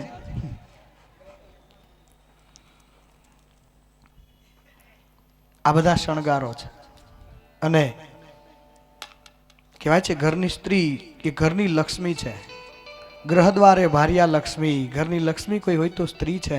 અને જે ઘરની સ્ત્રી સ્નાન ધ્યાન કર્યા વગર જ્ઞાન વિહીન હોય, જે ઘરની સ્ત્રી એમાં જ્ઞાન ન હોય તો એ ઘર હેરાન અને વેરાન હોય છે. એ પોતાના સંતાનોને સારા સંસ્કાર ન આપી શકે. આવી જ્યાં સ્ત્રી હોય, આપણે ત્યાં એક કવિતા આવતી, કવિતા તમે કદાચ સાંભળી હોય તો, હૃદયના સ્થાનમાં શંકા પડે ત્યારે ભયંકર છે, અધૂરા જ્ઞાનની નારી મળે ત્યારે ભયંકર છે. જીગરથી મિત્રતા બાંધી, હૃદયની વાત લે જાણી, પાછળથી દોસ્ત એ દુશ્મન બને ત્યારે ભયંકર છે. જુઓ ગંગા અને જમના જગતના પાપ ધોનારી, પરંતુ હદબારના પાણી ચડે ત્યારે એ ભયંકર છે. આપણે વાત એ કરીએ છીએ કે સવારમાં ઉઠતાની સાથે ઘરની સ્ત્રી હોય એમણે 16 શણગાર ન સજે તો કંઈ નહીં, પણ સૌભાગ્યના જેટલા શણગાર છે, ભાલમાં કુમકુમનું તિલક અને સેથો સિંદૂર અથવા કુમકુમનો પૂરવો જોઈએ. અને એ પણ કાચની સામે જઈને પૂરો ને, એના કરતાં તમારું જે મંદિરિયું હોય, માં જગદંબાની સામે બેસીને, ઠાકોરજીની સામે બેસીને, મહાદેવની સામે બેસીને જે સેથો પૂરે અને માને ભલામણ કરે કે હે માં, હવે આ જવાબદારી તારી છે, પછી એને સેથા ભૂસવાનો વારો ન આવે. એટલી એ માં કૃપા કરે. પણ તમે વિચાર કરો, એક સ્ત્રી આઉટ ઓફ યુનિવર્સલ લો, વૈશ્વિક કાનૂનના વિરોધમાં પોતાના પતિને પાછો લાવી શકે યમલોકથી. આ દેશની સ્ત્રીઓની, જગદંબાઓની એ તાકાત છે. આપણે ભલે યમલોકથી ન લાવી પણ પીઠેથી તો પાછો લાવી કે ને. પીઠામાં સમજ પડે ને, પીઠામાં શરબતની દુકાન, ત્યાંથી તો પાછો લાવી શકીએ કે ન લાવી શકીએ? જો યમલોકથી પાછો લાવી શકતી હોય સાવિત્રી, પણ જે ઘરની સ્ત્રી જાગૃત હશે, વૈરાગ્યથી જાગૃત હશે, જ્ઞાનથી જાગૃત હશે, એ ઘર કોઈ દિવસ હેરાન અને વેરાન નહીં હોય. આ 16 શણગારનો મહિમા છે. એટલે સુહાગણ સ્ત્રી હોય એમણે સવારમાં સ્નાન ધ્યાન કરી અને રાત્રિના વસ્ત્રો હોય એ બદલી નાખવા જોઈએ, શણગાર સજવા જોઈએ, માની સામે બેસી, મંદિરની સામે બેસી અને પછી રસોઈ ઘરમાં પ્રવેશો. એટલે હમણાં આપણે જોઈ ગયા એવી રીતે રસોઈ બનાવવી જોઈએ. પિતૃભાગ કાઢી અને પછી તમારા રસોડામાં સુંદર રસોઈ ભગવાનનું સ્મરણ કરતા કરતા બનાવો. હાઇબ્રિડ વિચારો નથી, હાઇબ્રિડ બિયારણ નથી થઈ ગયું, વિચારો હાઇબ્રિડ થઈ ગયા છે. વિચારો પરિવર્તન કરો, જુઓ, એ પછી જમવાનો આનંદ જ આવશે. છે આપણે કોઈ દિવસ એવી ગોઠવણ, મેં પહેલાં પણ કહ્યું હતું, 50,000 રૂપિયાના ફ્રીજ રાખીએ છીએ આપણે, ટીવી 50,000નું ફ્રીજ રાખીએ છીએ, ટમેટાં, ધાણા, મેથી ન બગડી જાય એટલે એવી સુવિધા ખરી? પ્રજા ન બગડી જાય એના માટે કાંઈ વ્યવસ્થા ખરી? કોઈ સંત, કોઈ સાધુ, કોઈ બ્રાહ્મણ, કોઈ સારા માણસની બેઠક અઠવાડિયે 15 દિવસે એકાદી વાર સત્સંગ, ભજન, પરસ્પર જ્ઞાનની ચર્ચા, આવી કાંઈ ગોઠવણ ખરી? એવી કાંઈ ગોઠવણ કરી છે કે રોજ આખો દિવસમાં કાં બપોરે, કાં સાંજે, કાં સવારે બધાય સાથે ભોજન કરવું, આવી કાંઈ વ્યવસ્થા કરી? જેમ જેમ જાગે એમ હવહવની રીતે જમીને ઉપડાય, પછી અન્ન જુદા એના મન જુદા, આવી કાંઈ વ્યવસ્થા ખરી? એવી કાંઈ, મેં કાલે પણ કહ્યું હતું ને, 15 રૂપિયાનું બ્રશ બનાવે ને, બ્રશ, એ કંપની ગેરંટી આપે કે આને 6 મહિના કાંઈ નહીં થાય. 15 રૂપિયાનું બ્રશ બનાવવાવાળી કંપની વર્ષદીની ગેરંટી આપે. તમે તમારી પરજાની ગેરંટી આપી શકો કે આ મહિનામાં ઊંધું નહીં વાળે? એવી કાંઈ ગેરંટી ખરી? તો 15 રૂપિયાનું બ્રશ બનાવવાવાળી કંપની નહીં હારી, અને ખબર છે કે અમે એમાં શું મટીરિયલ વાપર્યું છે. એમ જો તમને ખબર હોય કે અમારા સંતાનોમાં શું સંસ્કાર છે, તમે કોલર પકડીને કહી શકો કે એમાં કાંઈ ફેર ન પડે, અમારી પ્રજા છે. પણ હવે આપણે એમાં કાંઈ રેડ્યું જ નથી. તો જે વાવો, કુદરતનો કાયદો છે, એવું વાવે છે તેવું લણે છે. ઘઉં વાવે ઘઉં મળે છે, જવ વાવે તો જવ મળે છે. સંસ્કારોનો જ બધો ખેલ છે. એટલે સ્ત્રીએ પોતાના સંતાનોને સંસ્કાર આપવા જોઈએ બાળા અવસ્થાથી, બાલ્યાવસ્થા. રસોઈ બનાવતા આળસ શું થાય? સવારના પોરમાં છોકરું નિશાળે જતું હોય, બહેનોને રસોઈ બનાવવાને આળસ થાય ને, 5 રૂપિયા આપે, હાલે કુરકુરિયા લઈ લીજે ટિફિનમાં. હવે 5 રૂપિયાના કુરકુરિયા ટિફિનમાં લઈને જાય, પછી કે તને યાદ કેમ નથી રહેતું? કુરકુરિયાથી ન વધે યાદ શક્તિ. એના મોઢામાં ઘી, દૂધ, માખણની સ્મેલ આવી જોઈએ. એને ગોળ, એને એ શીખવાડો કે રોટલી ખવાય, ગોળ ખવાય, દૂધ ખવાય. આ દેશમાં કૃષ્ણ ખાલી જન્મ લઈને લીલા કરવા માટે નહીં, એને ખોરાક લેતા શીખવાડ્યું છે. ખાઓ તો કંઈક થાય. પણ આ તો અમારે છે ને બાપુ, એ બીજું એને બધું બહારનું જ ભાવે કે, અને પછી એનું જોજો તમે, બહારનું જ ભાવે ને એને તમે, એને એમ તમે કહો ને એ જુવાનને કે તું 10 મિનિટ પાણીની બોટલ આમ થોભી રાખ, તારો હાથ હલવો ન જોઈએ, એનો હાથ ધ્રુજે. બોલો, 10 મિનિટ પાણીની બોટલ આમ થોભી ન શકે. તમે એની પાસે શું આશા રાખશો કે આ આવનારા સમયમાં તીર મારશે? એમ કાંઈ ન કરી શકે. પાણીપુરી ને બટેટા ને ભૂંગળા ને પીઝા, 5 રૂપિયાની પાણીપુરી ખાઈને ઘરે ફોન કરે, મારું નહીં રાંધતા હે કે હું નાસ્તો કરેલો લે. 5 રૂપિયાની પાણીપુરી, હવે એ શું લીલું કરી દે તમે કહો? માતાઓએ ધ્યાન રાખવું જોઈએ. બાળપણથી તમારા બાળકોને એને પેલા ખાતા શીખવાડો. કાં તો કે ચાલ હું તને છે ને બટેટા પૌવા કરી દઉં, હે બેટા, બટેટા ભૂંગળા જ લઈ જા ટિફિનમાં. એ બપોર સુધી હાલે. સવારમાં સારો એવો બાજરાનો રોટલો ધબકાવીને ગયો હોય ને, બપોરે આવે તો એની તાકાત જળવાય રહે. અને ભૂલથી કોકને ઢીકો માર્યો હોય તો એ હા બઠો જ પાડી દે. આ કરવું જોશે. તમે આ દેશને સંતાન આપીને જાઓ તો એ સંતાન એવા હોવા જોઈએ જે બીજાનું કાંઈનું રક્ષણ ન કરે તો કાંઈ નહીં, પોતાનું રક્ષણ કરી શકે એવી તો પ્રજા જોઈશે કે નહીં જોઈએ?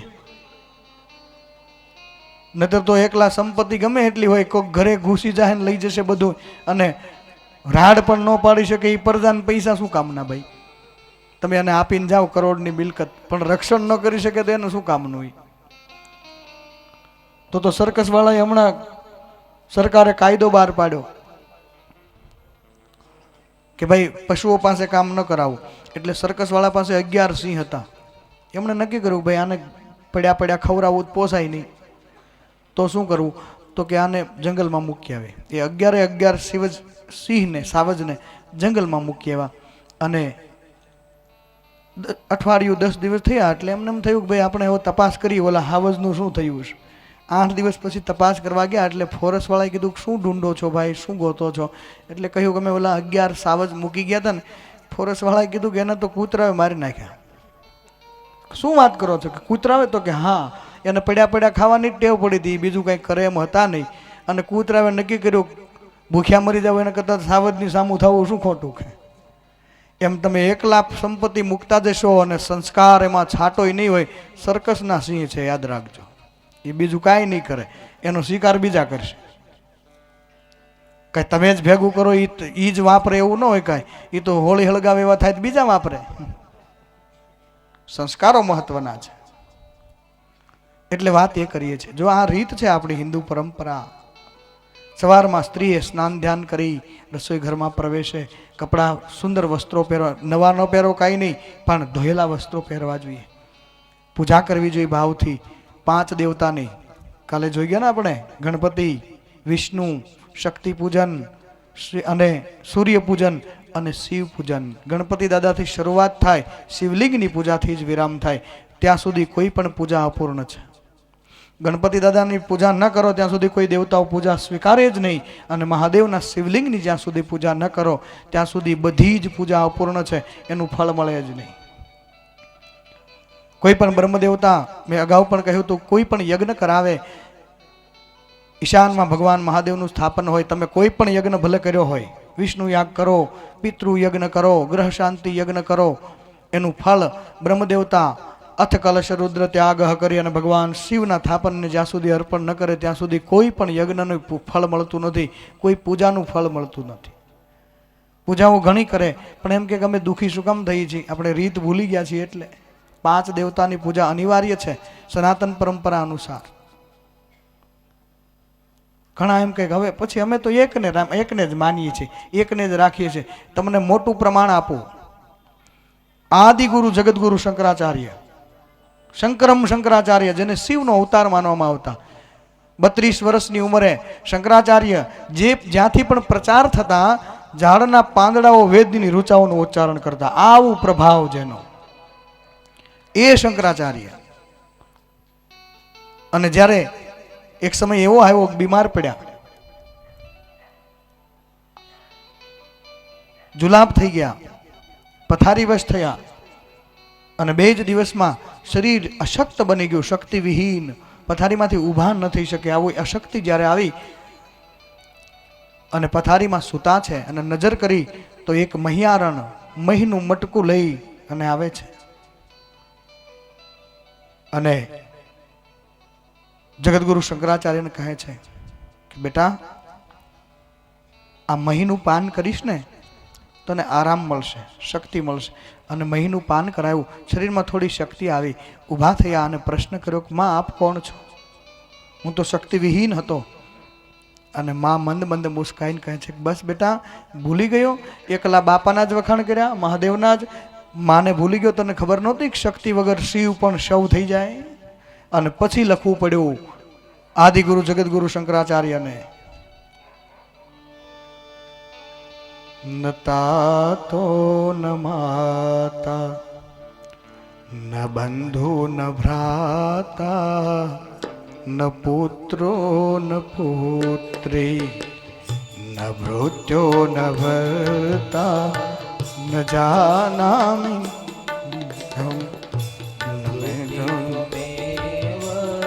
ગતિસ્ત્વમ તમે કા ભવાની ન તાતો ન માતા ન બંધો ન દાતા ન પુત્રો ન પુત્રી ન મૃત્યો ન ભર્તા વિદ્યા ન વૃત્તિ તમેવ ગતિસ્ત્વં ગતિસ્ત્વં તમે કા ભવાની. આદિગુરુ જગતગુરુ શંકરાચાર્ય માને પ્રાર્થના કરે, હે માં, ન તાતો ન માતા ન બંધુ ન મિત્ર ન મૃત્યો ન ભરતા ન પુત્રો ન પુત્રી ગતિસ્ત્વમ ગતિસ્ત્વમ તમે કા ભવાની. હે માં, મારી હરેક જગ્યાએ ગતિ તું છો અને ભવાની સિવાય શક્તિ વગર કોઈ ગતિ ન કરી શકે. વિવાદે વિષાદે પ્રવાહે પ્રમાદે જલે જાન લે પર્વતે શત્રુ મધ્ય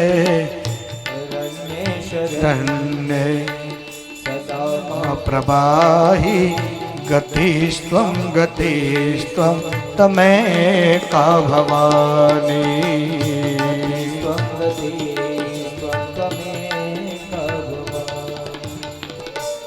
વિવાદે વિષાદે પ્રમાદે અરણ્યે શરણ્યે પર્વતે શત્રુ મધ્યે, હે માં, દરેક જગ્યાએ મારી ગતિ તું છો. ગતિસ્ત્વમ ગતિસ્ત્વમ તમે કા ભવાની. એમ આપણે જડતા પકડી લઈએ કે અમે એકને જ માનીએ છીએ. આદિ ગુરુ જગતગુરુ શંકરાચાર્ય જેને આખું જગત ગુરુ કઈ સંબોધે છે, જેના સિદ્ધાંત ઉપર આજે સનાતન ધર્મ ટકી રહ્યો, એ જગતગુરુએ અંતે કહેવું પડ્યું કે હે માં, મારી ગતિ તું છે. એકલો શિવ ધર્મનો જ પ્રચાર કર્યો, શિવનો, નહીતર શિવને શક્તિ ક્યાં જુદા છે. પણ માએ કહ્યું છે શક્તિને ભૂલી ગયો, તને ખબર ન હતી કે શક્તિ વગર માણસ કાંઈ ન કરી શકે.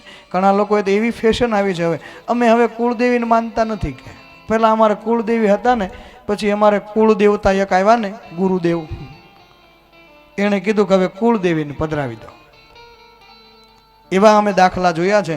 કુળદેવીને પધરાવ્યા ને એ પાછા 70 વર્ષે ડાકલા ટીપતા જોયા છે કે હવે માતાજીને ક્યાંકથી ગોતો, કે ક્યાં વૈયા ગયા છે ખબર પડતી નથી. જગતગુરુ શંકરાચાર્ય કહેવું પડ્યું કે હે માં, તું અને પછી તો ઘણી બધી સ્તુતિ લખી માની.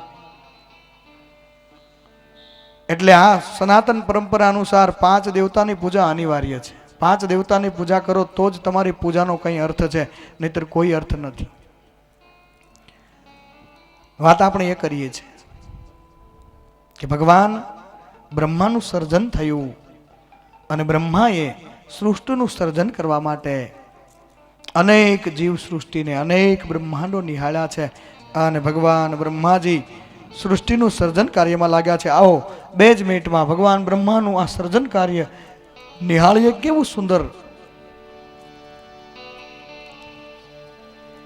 ફરી એકવાર તમને યાદ કરાવી દઉં, આપણે આટલું કેવું સર્જન છે બ્રહ્માનું, ત્યાંથી નીકળ્યા અને પછી આ બ્રહ્માંડની વાત કરી. ઈશ્વર તું પણ છે વિજ્ઞાની. અને પછી માનવ માત્રનો જન્મ શું કામ થયો છે, અને પછી સવારમાં ઉઠતાની સાથે આપણું નિત્ય કર્મ શું હોવું જોઈએ, એમ કરી અને વળી પાછા આપણે બ્રહ્મા તરફ ગતિ કરીએ છીએ. આવો ભગવાન બ્રહ્માના સૃષ્ટિનું સર્જન નિહાળીએ. સારી સૃષ્ટિના સર્જન હારા ચતુર્મુખ વંદુ બ્રહ્માજી આપને. સારી સૃષ્ટિના સર્જન હારા ચતુર્મુખ. આખી સૃષ્ટિના સર્જનહાર ભગવાન બ્રહ્મા છે. કમળ વિષ્ણુની નાભીમાં ખીલું,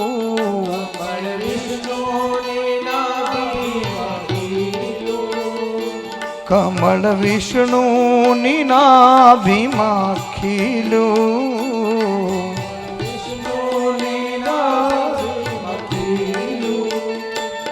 તેજ એણે તમારો જીલું ચતુર્મુખ વંદો બ્રહ્માજી આપને.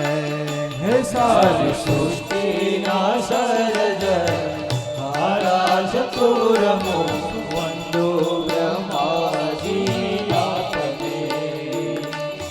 કમળ વિષ્ણુની નાભીમાં ખીલું તે જ એણે તમારું જીલું. હે બ્રહ્મદેવ, ભગવાન વિષ્ણુની નાભીમાં જે કમળ ઉત્પન્ન થયું, બ્રહ્માનું તેજ એ કમળે જીલું છે. અને એ બ્રહ્માજી કમળ પર વિરાજિત થઈ અને જેમણે સૃષ્ટિનું સર્જન કાર્ય આરંભ્યું છે. વંશ આપનો છે સર્વે મહર્ષિ,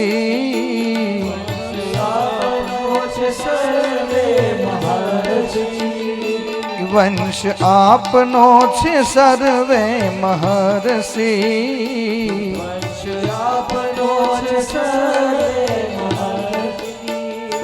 પુત્ર આપના છે નારદ દેવર્ષિ, ચતુર્મુખ વંદો બ્રહ્માજી આપને.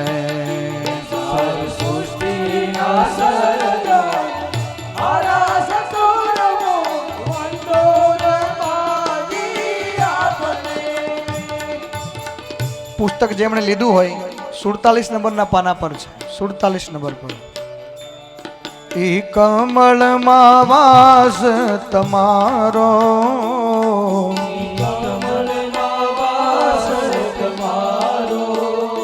સારી સૃષ્ટિનો તારણહારો, ચતુર્મુખ વંદો બ્રહ્માજી આપને.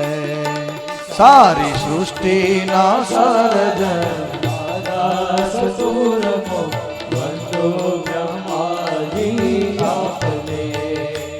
તમે ચારે વેદોના રચનારા,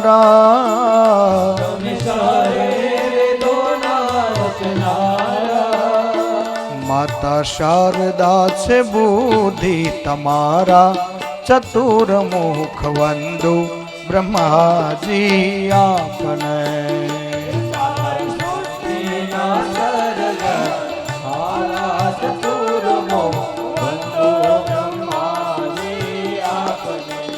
દુનિયાભરનું જે વિજ્ઞાન ચાલે છે એ વેદોમાંથી સંશોધન થયું છે અને વેદોના રચયિતા ભગવાન બ્રહ્મા છે. ભગવાન બ્રહ્માના ચારે મુખોમાંથી વેદોની ઋચાઓનું ઉચ્ચારણ થાય છે. પૂર્વે ઋગ્વેદાય નમઃ, દક્ષિણે અજુર્વેદાય નમઃ, પશ્ચિમે સામવેદાય નમઃ, ઉત્તરે અથર્વવેદાય નમઃ. ચારે દિશાઓને ભગવાન બ્રહ્માજી વેદોથી પવિત્ર કરે છે. ચારે વેદોના રચનારા, શારદા બુદ્ધિ તમારા, સાક્ષાત શારદા જેની બુદ્ધિ છે. એને દેવો નિરખવા શોધે,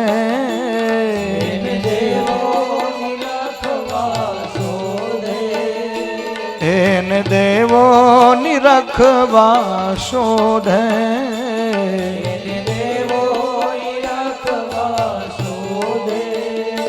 ધામ પુષ્કરમાં આપના શોભે, ચતુર્મુખ વંદો બ્રહ્માજી આપને.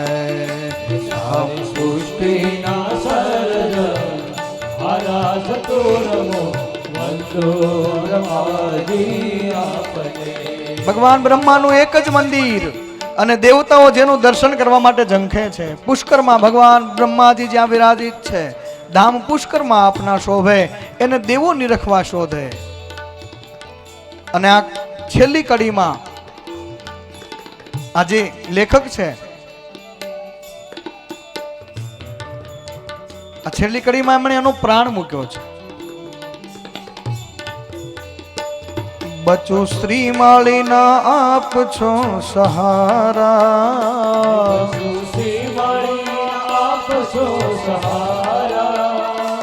બધા બ્રાહ્મણો છે દીકરા તમારા, ચતુર્મુખ વંદો બ્રહ્માજી આપને.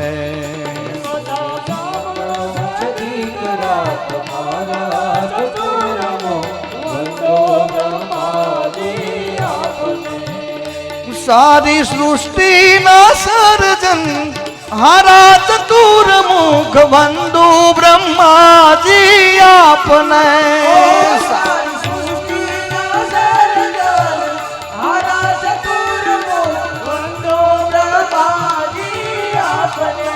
વંદો બ્રહ્માજી આપને, વંદો બ્રહ્માજી. બધા બ્રાહ્મણો દીકરા તમારા. આ પૃથ્વી પર જે બ્રાહ્મણો છે ભગવાન બ્રહ્માજીના સીધા વારસદાર છે, બ્રહ્માના વંશજ છે. અને એટલા માટે જ આપણે એને ભૂદેવ કહીએ. શું કહીએ? ભૂદેવ. પૃથ્વી પરના દેવ છે બ્રાહ્મણો. અને યાદ રાખજો, ઘણા લોકો બહુ તિરસ્કાર કરતા હોય કે હવે એને તો ધંધો થયો ને એને તો આજ કરવાનું. તમને એ શાસ્ત્રોક્ત નિયમ એવો છે કે તમે કોઈ પણ પથ્થર લાવીને મૂકી દો, બ્રાહ્મણને જ ભગવાને એ તાકાત આપી છે કે એ મૂર્તિમાં પ્રાણ પૂરી શકે. પછી કોઈ પણ સંપ્રદાય હોય, આ સત્તા બ્રાહ્મણોને છે. અને એનો અખતરો પણ હમણાં થયો. દિલ્હીમાં હોસ્પિટલમાં 40 વ્યક્તિઓ દાખલ હતા. ફેસબુકમાં યુટ્યુબ પર પણ બધે આવ્યું, તમે જોઈ લેજો. હું તો કહું છું તમને અહીંથી કે એ દિલ્હીમાં જે 40 વ્યક્તિઓ એક જ સરખી હાલત, બધા કોમામાં હતા. એમાં એક વિભાગ કરવામાં આવ્યો. 20 ને આ બાજુ અને 20 ને આ બાજુ અલગ પાડવામાં આવ્યા. એમાંથી આ બાજુના જે 20 હતા એ 20 દર્દીઓના સગા સ્નેહીઓને બોલાવી અને ત્યાંથી 35 કિલોમીટર દૂર નદીના કિનારા ઉપર બ્રાહ્મણોને જપ કરવા માટે બેસાડ્યા છે. અને આ જે સગાવાલા હતા એમણે સંકલ્પ કર્યો કે ભાઈ બ્રાહ્મણો જે જપ કરે છે, બ્રાહ્મણો સંકલ્પ મુકાવે કે ભાઈ અમે તમારા માટે જપ કરીએ છીએ. અને કહેવાય છે કે મૃત્યુંજય મંત્રના જાપ જે બ્રાહ્મણોએ 35 કિલોમીટર દૂર કર્યા. અને એક જ મહિનામાં રિઝલ્ટ, આ 20 વ્યક્તિઓ ઊભા થઈ ગયા અને એકદમ સ્વસ્થ. પેલા જે 20 હતા એ પાછા એની હાલતમાં હતા. તો ડોક્ટરો અને વિજ્ઞાને પણ સ્વીકાર્યું કે મંત્રોમાં તાકાત છે. મંત્ર સત્યમ, પૂજા સત્યમ, સત્યમ દેવ નિરંજનમ, ગુરુ વાક્યમ સદા સત્યમ, સત્યમ પરમ ધીમહિ. મંત્રો કોઈ દિવસ મિથ્યા ન હોય, પૂજા કોઈ દિવસ મિથ્યા ન હોય, ગુરુનું વાક્ય કોઈ દિવસ મિથ્યા ન હોય. ગમે એટલા યુગ વયા જાય તો એ શું છે? ઘણા લોકો એવું કહેતા હોય કોમેન્ટ કરવા માટે કે આ આવી નવી કથાઓ કાયમ એની જ કથાઓ આવ્યા કરે, કાંઈ એની જ કથા, એમાં કંઈક બદલવું જોઈએ ને. એ પણ યુગો વયા જાય તો એ બાપુજી જ કહેવાય, એને કાંઈ બેટા જ ન કહેવાય. આ સીધી વાત છે. શું ફેરફાર કરો તમે? હરિચંદ્ર એક જ થયા હોય, કાંઈ એમ ન કહેવાય કે આ મિની હરિચંદ્ર છે. તો જે થઈ ગયા એ જ થઈ ગયા અને એની જ કથા ગવાય. કાંઈક કે ફેરફાર કરો ને. એટલે લોકો હોય ને તિરસ્કારના ભાવથી એમ કે એકની એક કથાઓમાં શું સાંભળવાનું, એની એ જ કથા હોય. એની એક કથા પણ ભગવાન વ્યાસજી લખે છે, સદા સેવ્યા સદા સેવ્યા. શું આપણે હજી કથા સાંભળી છે?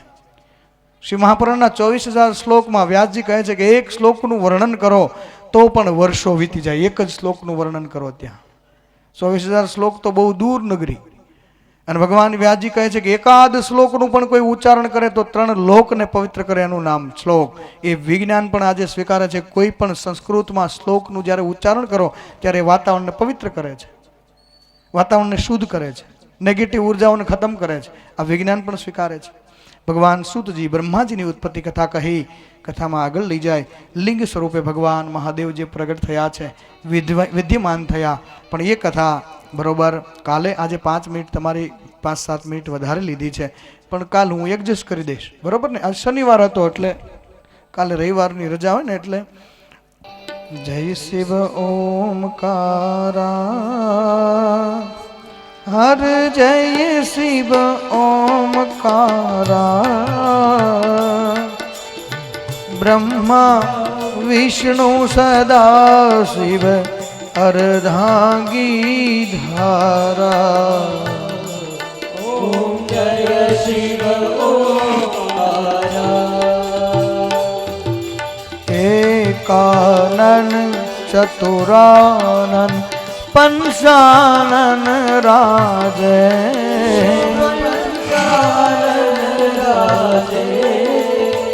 હંસાસન ગરુડાસન વૃષભ વાહન સાજે.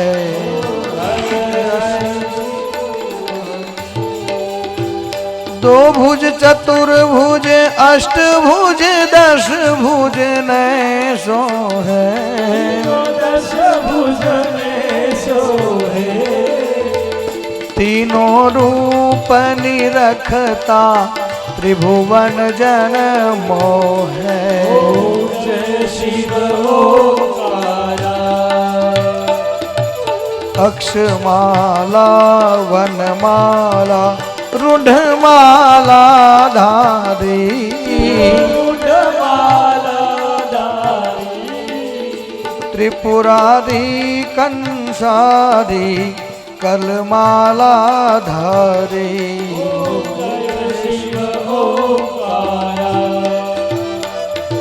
श्वेतांबर पीतांबर व्याघांबर अंगे सनकादिक ब्रह्मादिक भूतादिक संगे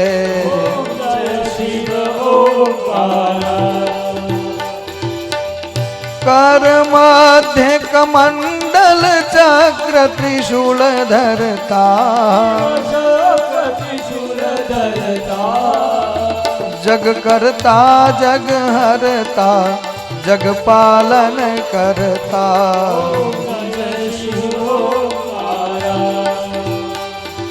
ब्रह्मा विष्णु सदा शिव जानत अविवेका प्रणव मंत्र के मध्य ए तीनों एका ત્યાં અગરબત્તી મૂકી છે કોઈ અગરબત્તી થોડી મુકાય ત્યાં થાપન હોય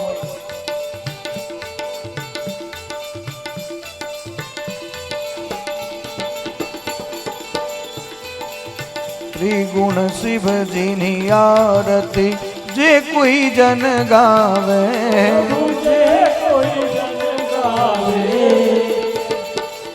कहत शिवानंद स्वामी सुख संपत्ति ठावे ओम जय शिव ओमकारा ओम जय शिव करुणावतारं संसारसारं भुजगेन्द्रहारं सदा संतं हृदयारविन्दे भवं भवानी शरणं मङ्गलं भगवान् विष्णु मङ्गलं गरुडध्वज मङ्गलं पुण्डरीकाक्ष मङ्गलाय नमो हरि सर्वमङ्गलमाङ्गल्ये शिवे सर्वार्थसाधिके शरण्ये त्र्यम्बके गौरी नारायणी नमोस्तुते नारायणी नमोस्तुते।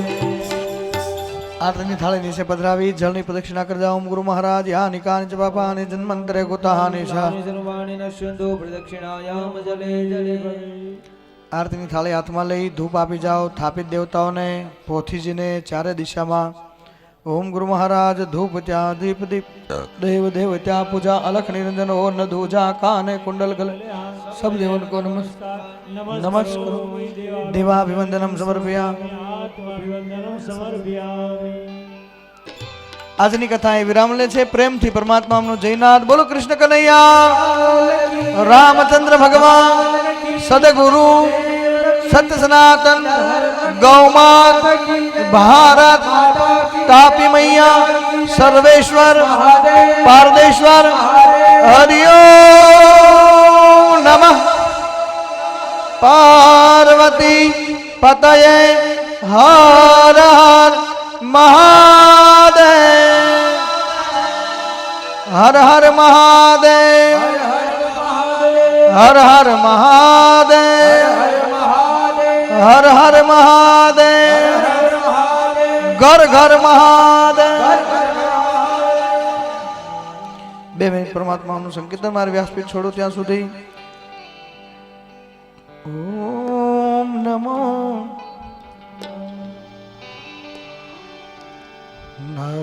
નારાયણાય સચ્ચિદાનંદ નમઃ ओम नमो नारायणाय सच्चिदानंद